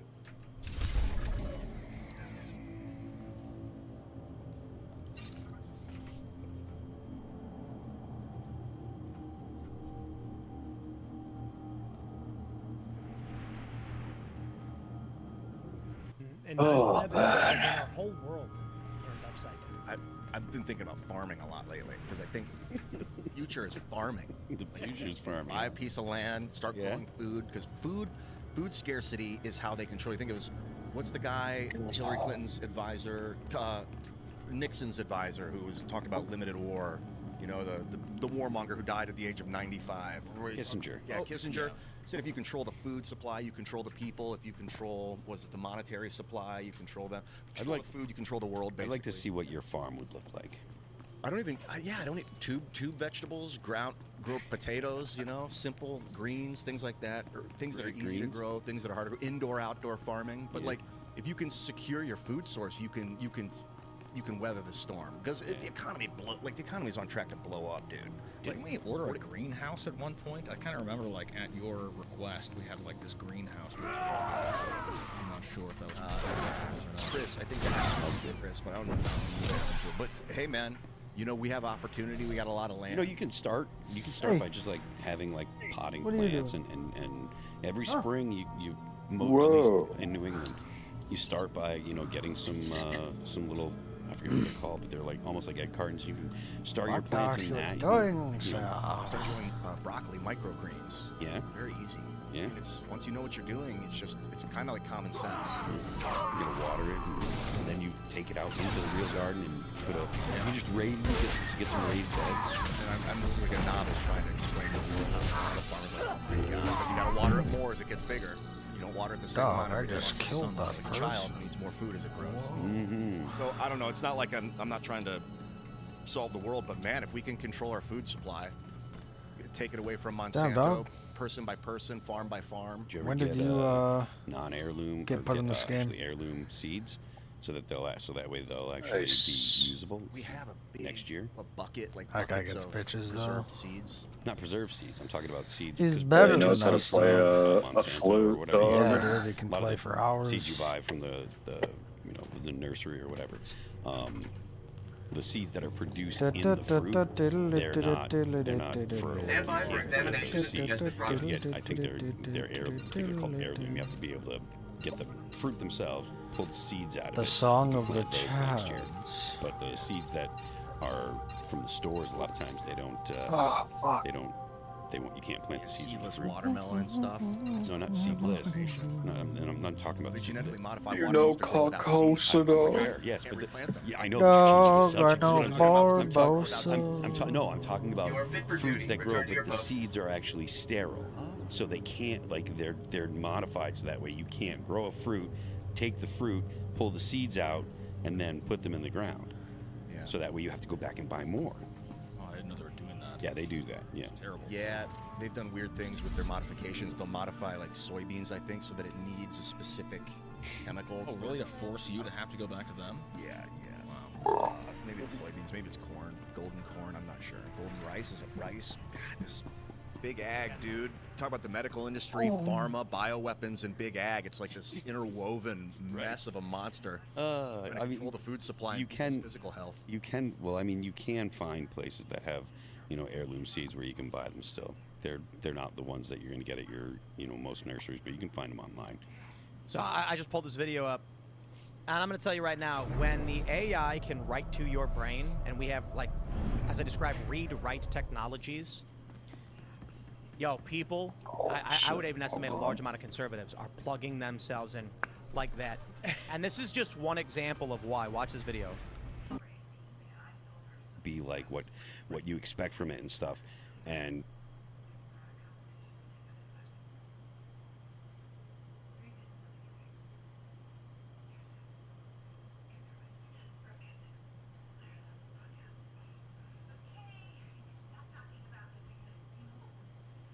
reeling from the, what's her name, Sophie Cunningham. She's talking about trans women and how trans women shouldn't be allowed in women's sports. So we're going to talk about that.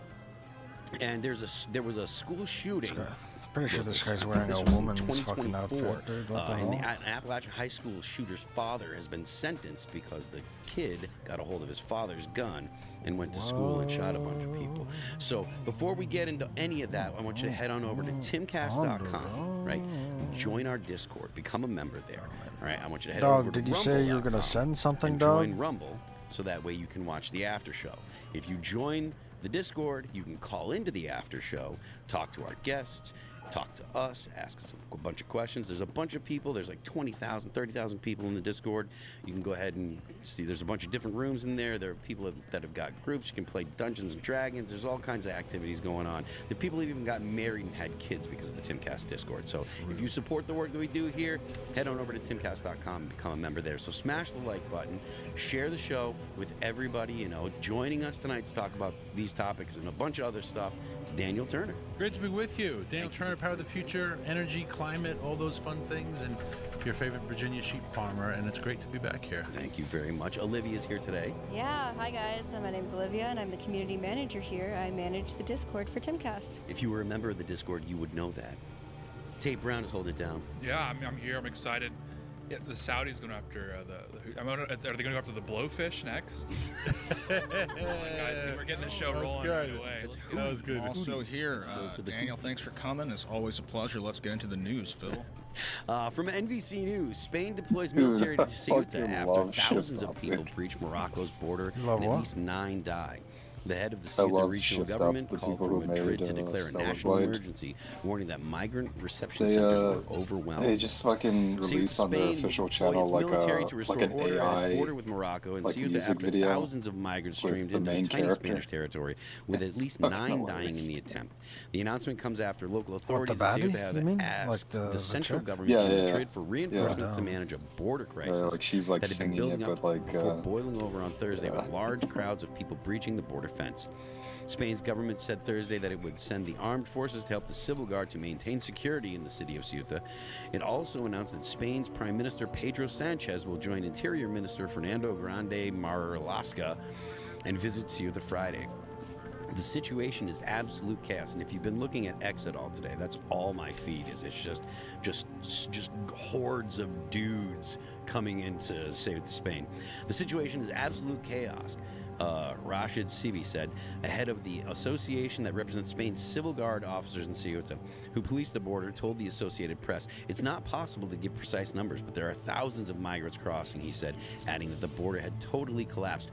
We talk about the border here in the U.S. a lot, right? You know, we talk about the Biden administration and how they essentially had an open border, how they even fought with the Texas government. Tim's played the video of a forklift or basically an articulating tractor with forks on the front, just lifting the fence, lifting the razor wire, so that way the people that were crossing the Rio Grande could just wade on over and come on in. This puts that makes it look like a trickle. The videos that I've seen. Do you hear about the? It's hard to imagine the migrant crisis in any kind, Spain any right country, now? any government Apparently would they say had to release this the is fucking acceptable military to allow this many young men into our country. And I haven't seen a chick or a child in any, and like you said, my feed at like, X since how many fucking problems need to happen this before afternoon has they're been like, nothing yeah, but okay. videos of this posted from multiple sources. I have yet to see it. I don't think it will happen, Old dude. person, a female person, a child. I think the only way it happens, which is seems to be 18 to 26. Yeah. Likewise, Dude, military what's the age word? men is the key term they keep using, and it's pretty suiting for what I'm seeing as well. Not dilemma, but like that cannot be. You need something to happen, but at that point, I don't it know is how impossible. long What's a this word is for that? actually going to go on. They said This that point of there no is security return. going there, but it doesn't sound like the security is going there to stop them.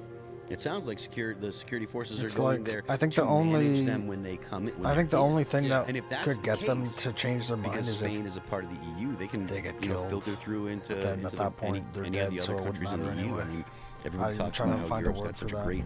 great train system, and you can just jump on the train and head to Berlin or head to wherever.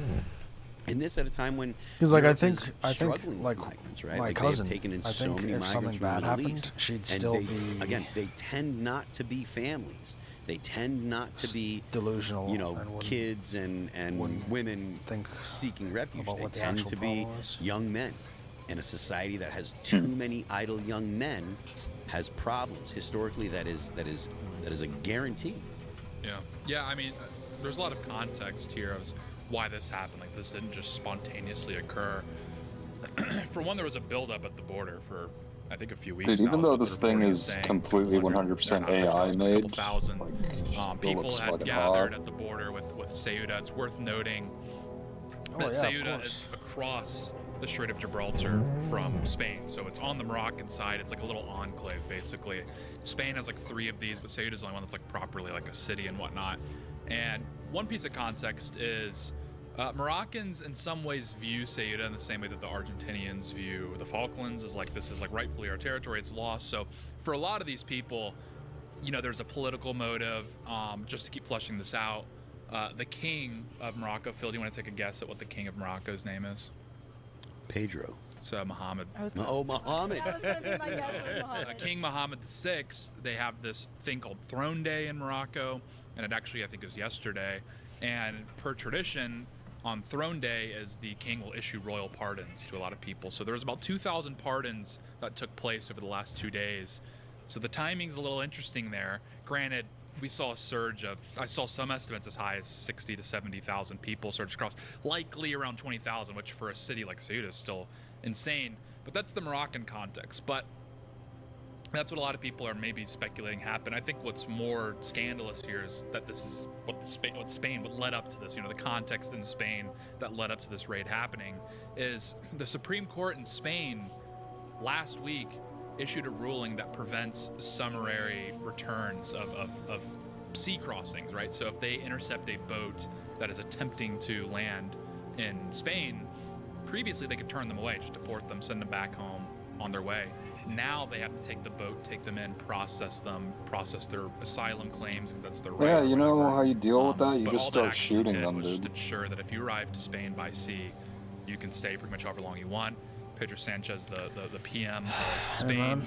super socialist dude, obviously, it goes without saying. 1200 Has RPM. been very lenient on immigration, and people noted that fairly recently he passed effectively Just do what what to an American Poland would be an does. amnesty package, allowing 1 million temporary workers, undocumented But illegal dog, workers, they're white, so the they're right not to stay in Spain and allowed. pursue citizenship. And in the last few days, they've been flushing that out, and they're like, oh, by the way, this is going to include family reunions. Because it is That interesting. means- Mexico has a border wall blocking Guatemala, exclusively Guatemala. Like they have. I can't remember if there's 2 or more borders, but there's another country bordering Mexico in the south that doesn't have a wall. But apparently that's not bad. Can anyone explain that to me? 3 to 4 million third worlders are now It's not like they're just squatting all in Spain. young Like, you can't call men them squatters anymore. from the They have looks the right of to it. be This there is now like by an law. invasion. Will become Spanish Yeah, they're citizens military-age in men. due That's- time, granting them access, as we noted, to brought the up rest of all the the European time. Union. This has trickle-down effects, not just for Europe, but for us, because we have, hundreds of agreements with virtually every member of the EU that allows them to travel to the United States with a measly ESTA, which is, that makes a lot of sense. We trust Europe, we trust their people. Europeans broadly are good people. But now when you throw in all these Oh, foreigners dude, I in the love mix, that. It's like in response, they're DHS sending start thinking, like, well, if dozens there's 3 of million fucking people, we arms. have no It's idea like, who they are, okay, that you are now think have that's paperwork gonna in be Spain. enough? It's like, How can we ensure that how when a about you Spaniard send the comes to entire visit fucking Disney World, battalion they're just down here to there, visit Disney World? fucking So start that's kind firing? of all the context surrounding this. This isn't just some spontaneous raid. It'd be one thing if it was a couple hundred people, but this is clearly And like, I haven't looked into it, but Some do you people know point where out the they're Moroccans, coming and while from? there is some circumstances there that are interesting, what's don't know. likely the catalyst for this is, again, the Spanish government's just shambolic policy over the last few months. Yeah. So there's two things that you mentioned that I wanted to bring up, and one might be a little bit esoteric or whatever. Do you think that this kind of influx of people from Morocco who are largely Muslim, do you think that the desire to get into Spain has anything to do with the fact that Spain or Dude, the it has to be a fetish. used to be There's Muslim no for a way time? there's... No, I don't. I mean, Oh this is yeah, a we're gonna common let them in. narrative, and like We're I gonna think let that in a actually bunch of fucking it almost gives us like this kind of romantic hardcore sense of, like, oh, this is Muslims, like a civilizational especially battle and African whatnot. And, Muslims, like, into while a country Islam, with it's hard hot to find Latina another women. That's gonna be ideology that is really less intelligent. cohesive with Western civilization. I think these people, their IQs are too low to actually comprehend the world in that manner. I think quite literally what this is they want access to white people because white people make nice countries. Like even Spain and Sicily, like how long until you're like, yeah, we're not gonna allow Muslim invasions anymore. We're just not gonna allow it. So, you know, with the past 1,000 years, they've tried to fucking invade there. So.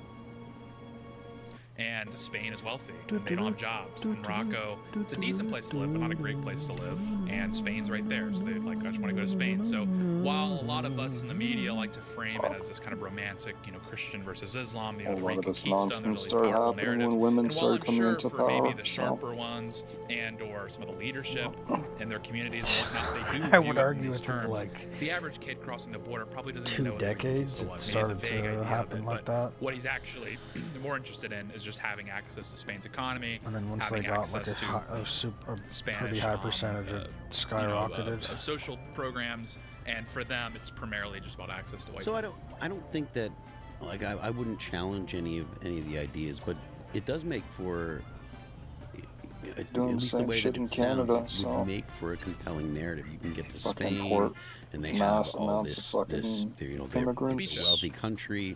You'll Like, be it's so able to bad get even in social the UK they services, have, you'll be able to do this. It's Sharia a courts nicer place to live than where you are now, and it used to be out. Like so that's you have the crazy. right to go there. Because it makes for again. You mentioned the fact that maybe they're not the sharpest guys out there, but at the same time, if they're not all that sharp, they're easy to persuade. Look, this is yours actually.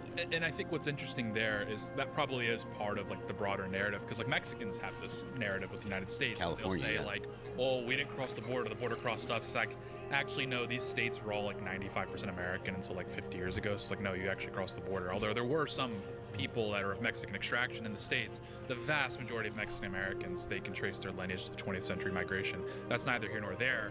That is true that is one narrative, and that is something that they're aware of and they'll state, but the primary reason they came to the United States is because it's the United States. Thinks of that. Same with these Moroccans. While I'm sure that might be a secondary thing, the primary reason they're coming here is because it's Europe and they live in Morocco. The further evidence for this is there were people from sub-Saharan Africa that were part of this raid. Yeah, I don't know, because while some of them may be Muslims, a lot of them are Christians. he defends at least nominally. the viewpoint or the scenario that entails something like this will happen, not might, but will happen. Their motivations because are historically, the same. While Islam does it's add always propensity to violence because of like religious reasons, again, the primary reason they're coming here isn't to like settle some and historic if you have a model that I would the primary rather reason have, is because those are it nice, definitely wealthy wouldn't white happen. countries, and we want access to them, so we're going to go in there and breach it. And irrespective of the religion, Yeah, like why would he say it has to happen? It's like I can easily implement certain policies to prevent this from happening. Fires that are starting in no, but he doesn't want to implement that. So that's where I'm saying that rambunctious. With the policies that he would have, this there's process it's crimes. inevitable. I've always been fascinated by process crimes. We would go back, it was summertime, right? So you go back to summer here just a couple years ago, and we would see these caravans start to mobilize in Panama, right? And they would say there are now 15,000 people, and they are marching to the Texas border. Thousands of African migrants you always flood wonder, Spain. like, well, this is a process, As right? government Someone's refuses feeding to them, someone's declare organizing emergency, it. dude. You know, when we have these crazy teen Oh my god, man. takeovers, Like, at that which are point, if I bad, had the means, it's I'm 100 I'm kids who are leaving that all place, on man. instant messenger. Like, what do you call that, a okay, rogue we're gonna government? meet at this place at 8 o'clock. That's literally a Easy to rogue organize. fucking just- entity. When you have Yeah. 15,000 people in Central Castrated America, government, dude. harder Like, to they don't organize. have When you any have fucking 80,000 backbone. They people can't on do the Moroccan anything. border They who all refuse to need do be there at anything. the exact same time. If harder to if organize. I And I'm were always fascinated Spain, by the processes. When you said and that there's I, probably well, without, first of you all, know, if I the was low Spain and I IQ wasn't guys, they're not doing this already for historical retarded, reasons. other They just know countries to surrounding be here at this me time, and and we're even going to get on in. How our do they side know would that, right? Like, how does like how does them a a bit more. 22-year-old kid in Morocco who probably is But illiterate if- know, hey, I if got I to be at let this Spain and location wasn't on retarded, this be day like, at yo, this time, US, you 'cause guys they will agree get with me in into terms of Spain. Those are the right forces now that in are terms at work. of That whether it's on the mass on our migration border, thing, on their yo, can border, you help in us the out? EU, We'll those process crimes. fucking It's the same thing when open I some think sort of of trade thing with you if you know, want. again, I'll say the word process crime one more time Send because you over guys a love couple it. When I think fucking of the warships Biden and DOJ when they were like, hey, we're don't going to have put people in Latin fucking mass on a beaches or terror list. whatever the fuck these Like, people are people coming sat out around a with. table like Send this, some, and they were like, all right, some so Phil, you're in A10s. charge of this church in Arlington, and okay, Phil's right now. Like, that was a process, and I always wondered, like, who Like, I who don't fucking, orchestrated like, that, and it's that usually first the meeting? fucking Like, hey, women everybody, we're going to who meet will at 8 o'clock fucking, on like, do Thursday this to kind talk of, like, about Latin tactic. mass. Who It's like, organized this if the first meeting government of the rightfully caravans to say, hey, enforces a everybody, border law and, like, they fucking shoot what I call invaders, because that looks like an invasion to me, I don't give a fuck. They're like, oh, but they're just trying to get a better life. It's like, no, man, just shut your fucking mouth. But they're not entitled You know to nothing. do that in another or a specific country. They have no right or entitlement to that. The reason why we are entitled to have a better life in our own country, because there's something called a birthright. If you're born here, especially if your parents are born here, or at least if your parents came here legally and then had you have a birthright. If your family left their country to make their life here and basically like pledge their allegiance to here, not like secretly support another country, and had you have a birthright to be prioritized over someone that just came here yesterday. That's how things were before like 10 years ago. Like, I don't know if it's you or someone else that says like that we've been lied to. And it's like, kinda, yeah, because our parents grew up with like knowing that they had some sort of birthright, which literally is in the law. It's like written as that. But it's suicidal empathy, right? You can explain it all you want, but then they're gonna be like, oh, but you have to be, this and that. You have to think of what they're going through. It's like,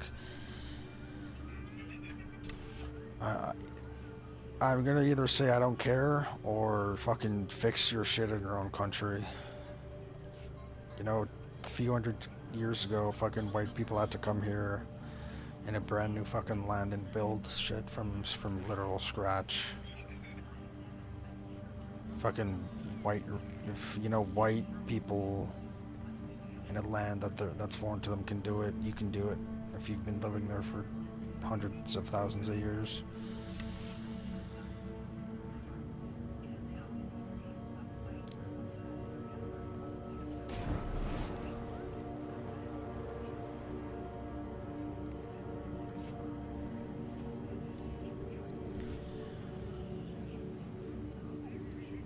Like, it is kind of weird too, right? Hey, wait, is Dominican Republic, that's not the Caribbean, right? Or is it? Like, there are countries in the Caribbean where it's like we never hear about fucking retard shit. And it's like it's not like a massive landmass. They're surrounded by water, so it's not the easiest place to live. Because, it's harder to get support, at least like before like 100 years ago. It was super hard to get support from other nations, and it's like they don't seem to be going insane. Youth unemployment remains high in Canada as hundreds attend annual CNE job fair. Yeah, that's not fucking surprising. Fucking retards, man.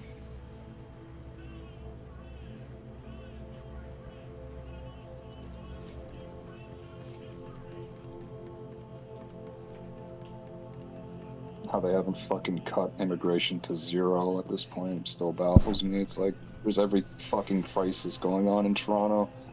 Yeah. Crime crisis, a housing crisis, a fucking unemployment crisis, fucking affordability crisis. Like, holy fuck, dude.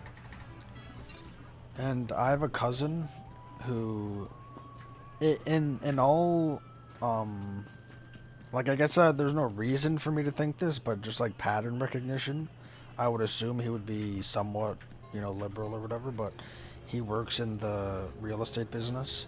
He used to do like apartments and condos, but now he does both condos and businesses. And even nothing brought it up except I was just talking about what he did, and he was like in the past 10 years, especially with all the immigrants coming, it's made rent prices skyrocket because like a huge percentage of that market is just from the mass migration. Which is kind of obvious, right? If someone is like, "Oh no, that's not happening," it's like, just think of it logically. You can demonstrate it pretty easily. When the population artificially skyrockets by 10 to 15% in less than a decade, and the amount of houses doesn't balance that out, and also the prices keep going up, it's like, what do you think is going to happen?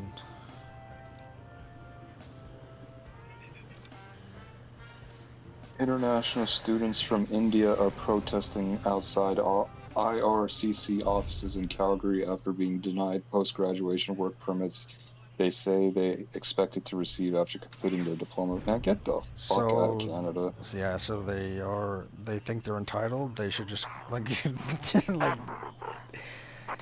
No, it's like, okay, you want to fucking do a degree? Go fucking do your degree, pay the fucking tuition, get the fuck out of here, man. It's fucking ridiculous, dude. It's like, you have to take care of your domestic fucking population. Like, why the fuck are we giving priority? Like, I don't give a fuck what their story is.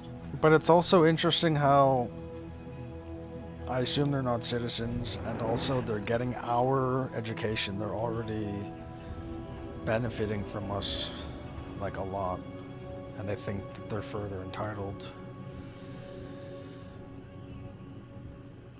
I don't give a fuck how good a student they are. I don't fucking care. It's like, it's temporary. The whole fucking idea behind temporary is it's yeah, exactly, right? I don't give a fuck. It's literally in the name.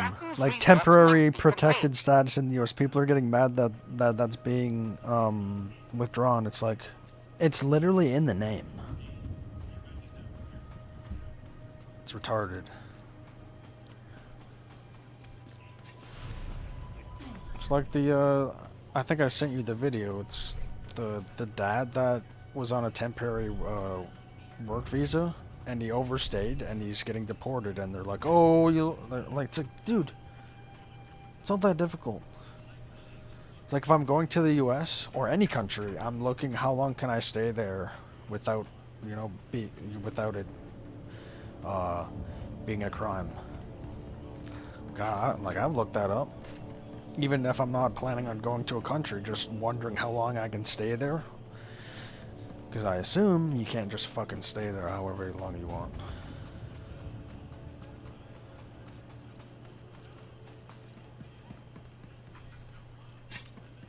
Fucking crazy, this world, man.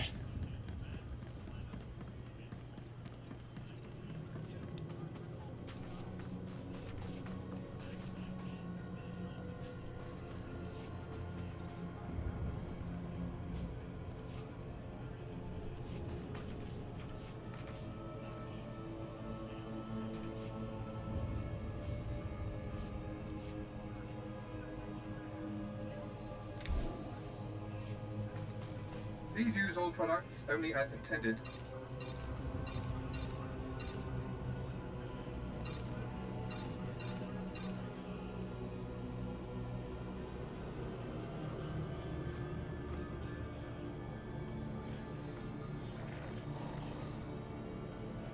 well. Be well.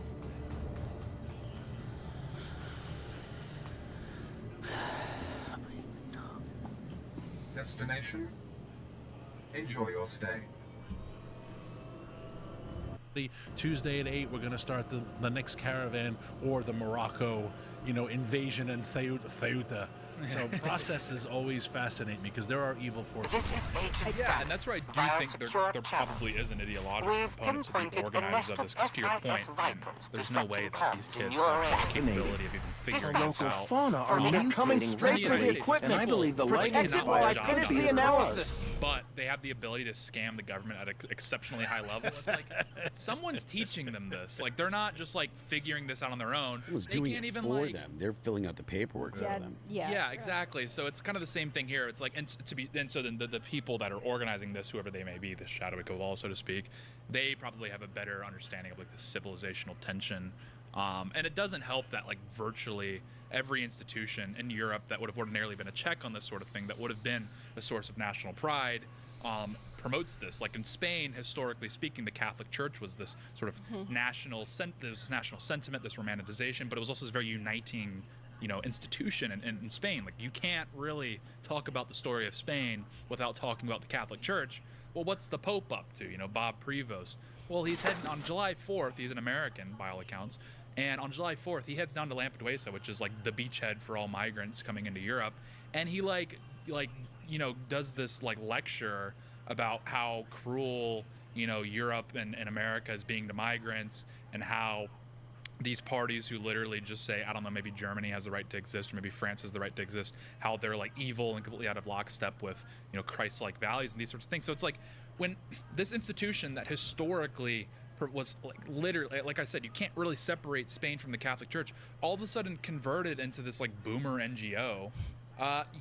Like there's no checks on this whatsoever. Where are the Spaniards going to look for any sort of protection, any sort of counterweight to what their government's up to? Because every institution that historically safeguarded and shepherded the Spanish people, not just the Catholic Church, but various other institutions, are promoting this. So it's like, where are they supposed to go? Vox, the insurgent right-wing party in Spain, they can't crack 20% of the polls. So it's like, I really feel, I hate when American commentators these two fat guys dunk on Europe, because I'm like, first of all, they have all the same problems. Their clan is Far Stew and Billy Farr. Secondarily, it's so stupid.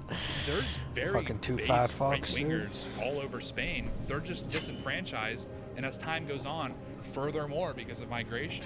So whenever you're attacking, Spain that does have some sociological quirks that we discussed before the show, but when you're attacking Britain or Canada or Australia, to keep in mind, a lot of this is being thrust upon the people by the exact same institutions, figures, ideology, etc., that thrust Biden on us, that Obama sort of set in motion. Like it's all interconnected, it's all interlinked. It's just America has a lot more procedural safeguards that have given us more breathing room, right? Like we have more time to act, more time to correct the ship.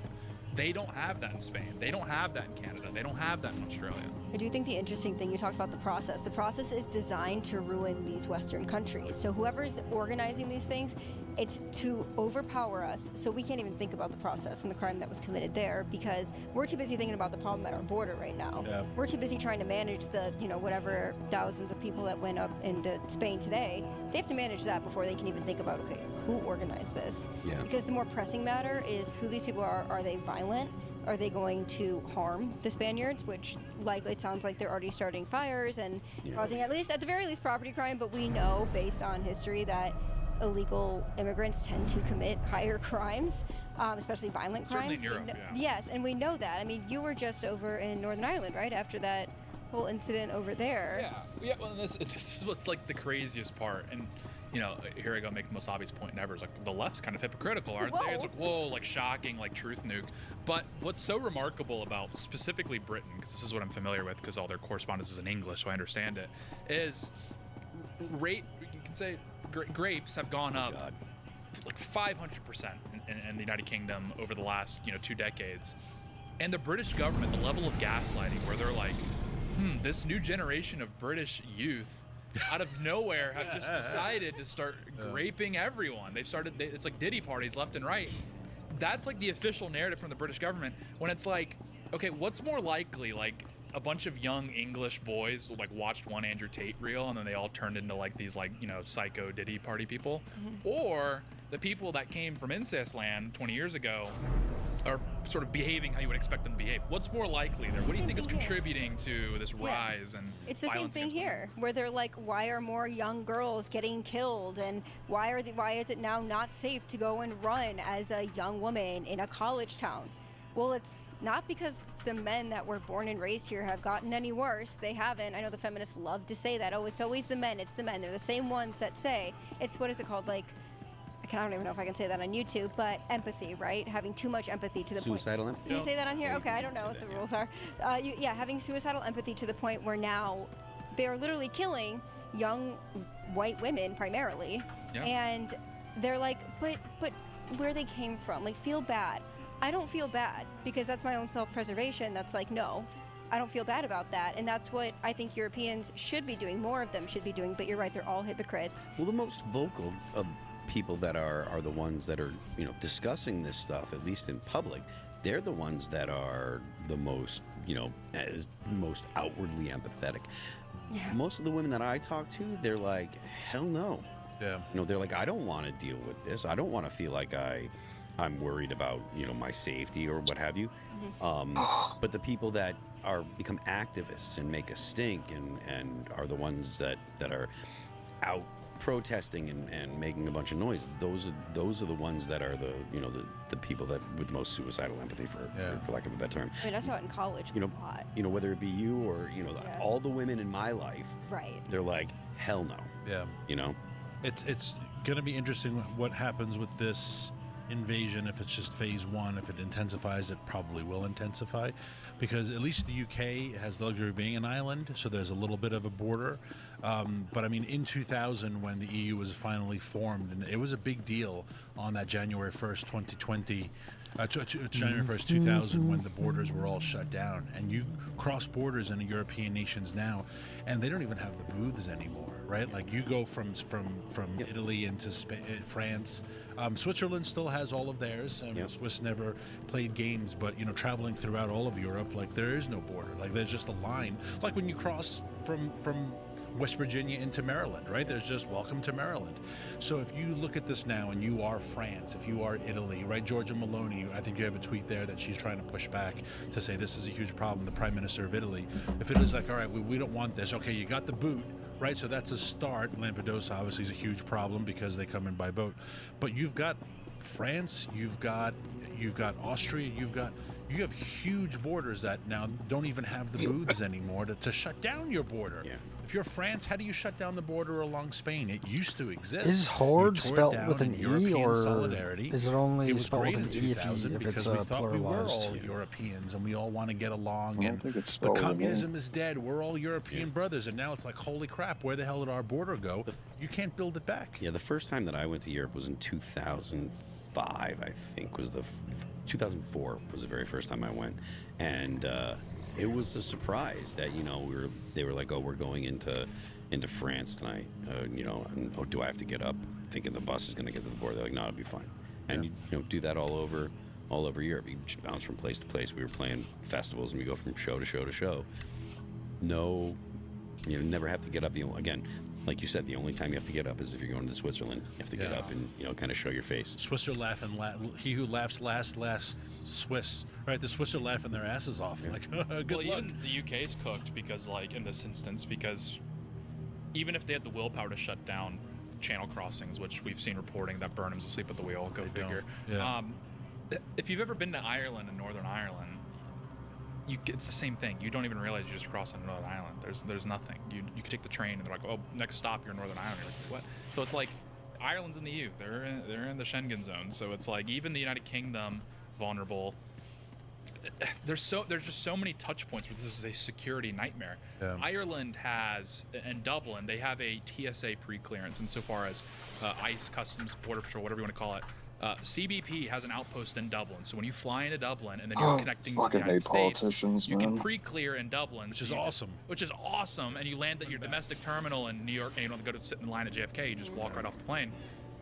It starts to call into question that, like, who's staffing CBP in Dublin? Are they going to be dialed in? Like, it's you know, this is the unfortunate thing about living in this globalized world that we live in, which I think there's a lot of benefits of. I'm generally skeptical of, but I'm willing to admit travel's a lot easier now. It's fantastic. That's great, etc. Are we returning to this world now where, you know, it's going to be very difficult to cross into these countries? Because again, you just can't, if you can't trust Spain, if Spain just completely falls apart, they completely melt down security-wise, then yeah, if you're Germany, if you're France, if you're the United States, the United Kingdom, all of a sudden you're saying, well, we can't let these Spaniards come here visa-free, or if you're in the Schengen. But you can't trust Spain because we can't trust California, because they gave 50,000 non-speaking illegals commercial driver's licenses, right? And they are killing people nationwide, and it's like, so we can't trust California, let alone so Spain. Exactly. So how could we possibly trust? You know, funny, the Northern Irish border. I was there last year. The only reason why I knew was not even the border is so bad. Waze on my phone detected that when we crossed, it went from miles per hour to kilometers. Oh yeah. Because the Brits still use miles per hour, so my phone knew that I was in Northern Ireland, but there wasn't a sign anymore. Oh, I know. That was It's like, crazy. Welcome to So it's insane. There was just something that made me remember. But you mentioned we can't possibly trust Spain. Possibly trust them. It's so alarming, and you know, I've had Ann Coulter on my show a few times, and she had my favorite quote. It's a very simple quote, but it's so true. Is like, you get immigration under control, everything else corrects. Yeah. With if you fix immigration, everything in your life gets easier. I was on the show today, and I was talking about all these, like, we talk about the macro, right? Like, oh, they're gonna come and like slime me out or something, like a migrant. But when you think about the little ways that like life is just slowly getting worse because people that have a completely different understanding of the world are here, a very obvious one that it didn't even click with me. Have you noticed on the roads recently you're seeing a lot more student driver stickers? Yes. Yep, and I know what that is. The reason why that's happening, not all the time, it is true that people are getting their licenses later in life, so that's part of it.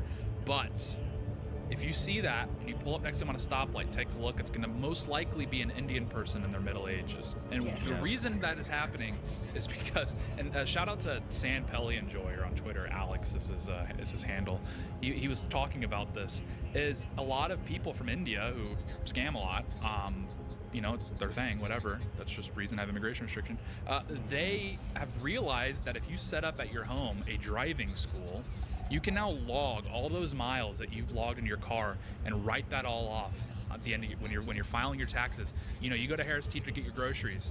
That was I did a student driving course for someone. So you can write that all off, and then now because you have the student driver sticker on your car, if the cops ever pull you over and they're like, well, you know, what's your deal? And you give them registration and you're registered as a student driving course or whatever. You just say, well, we're not on, you know, I'm not doing one right now, but I still got the sticker on the back. It's like little stuff like that.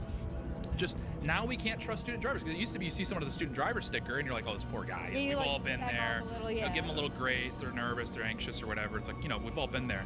But now I see them, I'm like, this guy's probably just scamming. Like, he's probably scamming the government. The same thing is another one when you're traveling in the airport. Once again, it's Indians. Go figure. If you notice that there's far more people boarding, you know, at the beginning, before all the, you know, Sky Alliance, military, whatever, they let the disabled people board. You were on my group thread. We were talking about this earlier today. You were on my group thread. Maybe, because I know what you're going to say. That's you know where I'm going. Exactly where I'm going is, you know, the disabled board first. All of us can agree that's great. One of my favorite things about the United States is that we're quite accommodating to the disabled. And I think it's actually a beautiful thing. Call me a libtard or whatever. It's like they have a rough go at life. The airport's horrible. So cut them a little slack. Let them board first. Help them with their bags. It's great. This is what makes Americans awesome, is we're very conscientious people. If you go to the airport now and you see all the wheelchairs lining up and they have their minions that push them around the airport, it's all middle-aged Indian people. And if maybe this doesn't happen like the Birmingham airport, but if you go to like a hub, you go to DFW, you go to JFK, you go to O'Hare, it's going to be middle-aged Indian people. And why is that? Because they've realized you don't have to prove you're disabled. They just understand that if they like call themselves disabled, they get to board the plane first, they get guaranteed overhead storage, and they get someone to push them around the airport. It's like little stuff like that where like now we can't trust the, you know, people like using the disabled thing, and it's, first of all, it hurts the people that are actually disabled, and secondarily it's just eroded another institution. The third example, before I give the floor back to everyone, is John Doyle pointed this out, the great John Doyle from Blaze. You got to go check out his show. He was talking about you can't trust Amber Alerts anymore because of migrants, because Amber Alerts now, it used to be you got an Amber Alert, your head's on a swivel. You're like, I'm going to be Batman here and stop this crime. I'm going to call the police. I'm going to save this kid.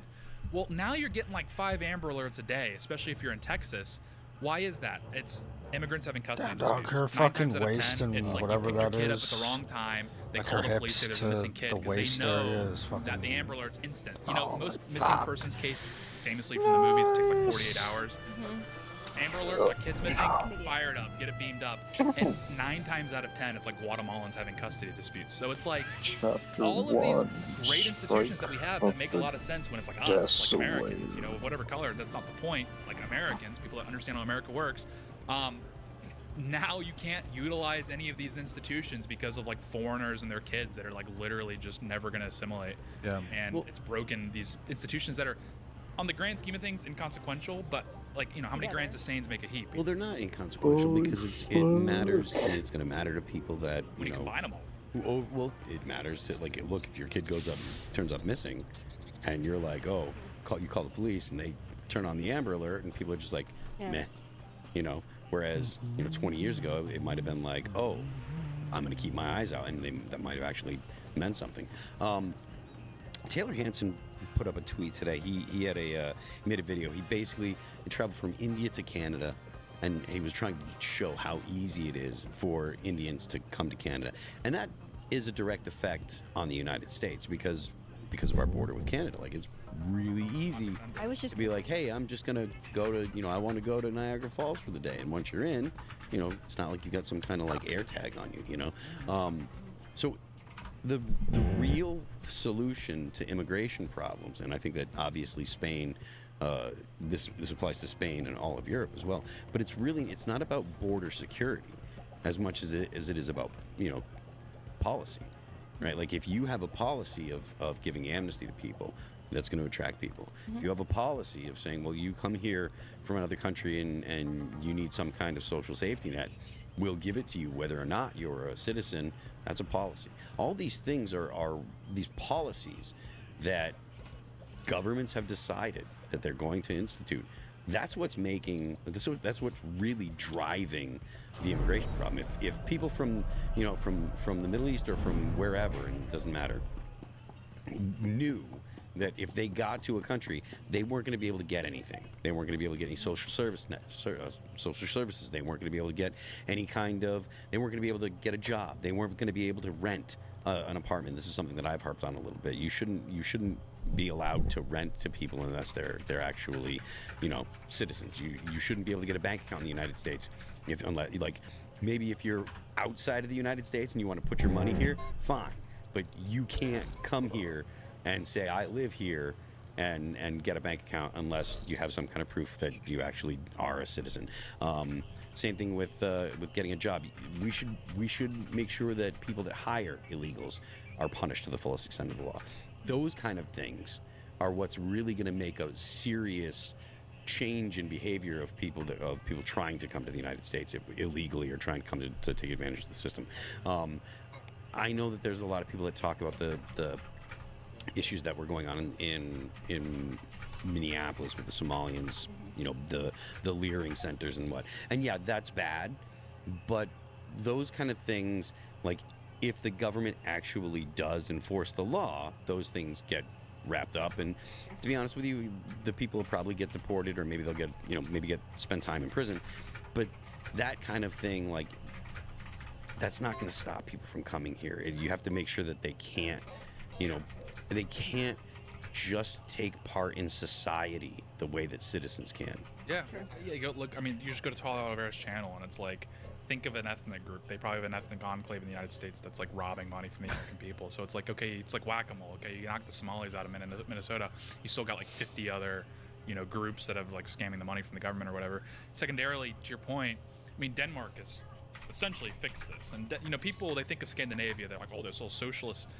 Yeah, they have high taxes still, but they abandoned socialism as a model like 2 decades ago. They were like, this is like, not a good idea. Sweden infamously had one of the biggest brain drains in history. In the 90s, it was like borderline Great Depression level economy because their socialist reforms were so disastrous. So that's why Americans have this conception that Scandinavia's, you know, like a socialist place. But in actuality, while they do have high taxes, it's broadly market it's market driven. That's besides the point. Denmark, people think Denmark, they probably think it's some sort of socialist hellhole or whatever. Denmark has like this very, albeit liberal, very pragmatic government who just simply like figured out, I don't know how they figured this out, that the people coming to the country were just hopping on welfare, and like the Danish citizens were subsidizing their replacements. Effectively was what was going on in Denmark. And so what the Danish government did is they just implemented some very pragmatic, common sense policies. You know, you didn't need to bring in this like, you know, dictator to like fix it. It's like they literally were just like, I don't know, let's reduce migration. If you're like consuming welfare nonstop, we deport you. And if you're all clustering in one place, we go and bulldoze the apartment blocks. So then you guys have to spread out so your kids actually assimilate. It's something like if 80% of a social housing projects, like if 80% of a project is of a certain ethnic group, whether it be basically anyone that's not Danish, they go in and they just bulldoze the apartment complex. Yeah. Because they've just realized like these are like common sense, pragmatic solutions. Like again, that should Denmark is almost a white pill insofar as because they have a net outflow of migrants now, of people of non-European origins that came from like the Middle East and North Africa. Because their migration flows are not the same in the United States whatsoever. Denmark is the white pill where it's like, actually, you know, you don't need to like just bring in this like, you know, hammer to like totally break. It's like, if that's what you need to do, that's what you need to do. But Denmark keeps the like libtards happy with their, you know, social programs or whatever, but like they actually address immigration in a very pragmatic manner. And it's like, that's the clear pill. That's what actually works. And because we live in liberal democracy and liberal democracy is so rigid, it's like impossible to break, at least as of now. That's like little stuff that can be done that actually solves a lot of problems. Switzerland infamously has a pretty good migration policy as well. Yeah. They were about to actually pass a cap on the population. It lost, but that kind of shows where the people's minds are at. I remember I testified before Congress on climate issues, actually. This is last year. And whenever you testify before Congress, they always are just looking for Instagram hits, right? So one of the Democrats, I forget his name, he's young, he looks like Freddie Munster, you should become his son, really big, thick eyebrows, immigrant, American, obviously, he's in Congress, but came from, I think, Peru, you know, X number of years ago. He's American, quote unquote, but he's a foreigner. And his staff held up one of my tweets. It was excoriating Social Security. It was right after my dad had died. I was livid at Social Security because when one parent dies, right, mom didn't get dad's leftover Social Security. It was like, well, he's dead, and mom's like, yeah, but I'm not. And it's like, well, there goes Social Security. So I was angry at Social Security, which that's another conversation. No more tangents.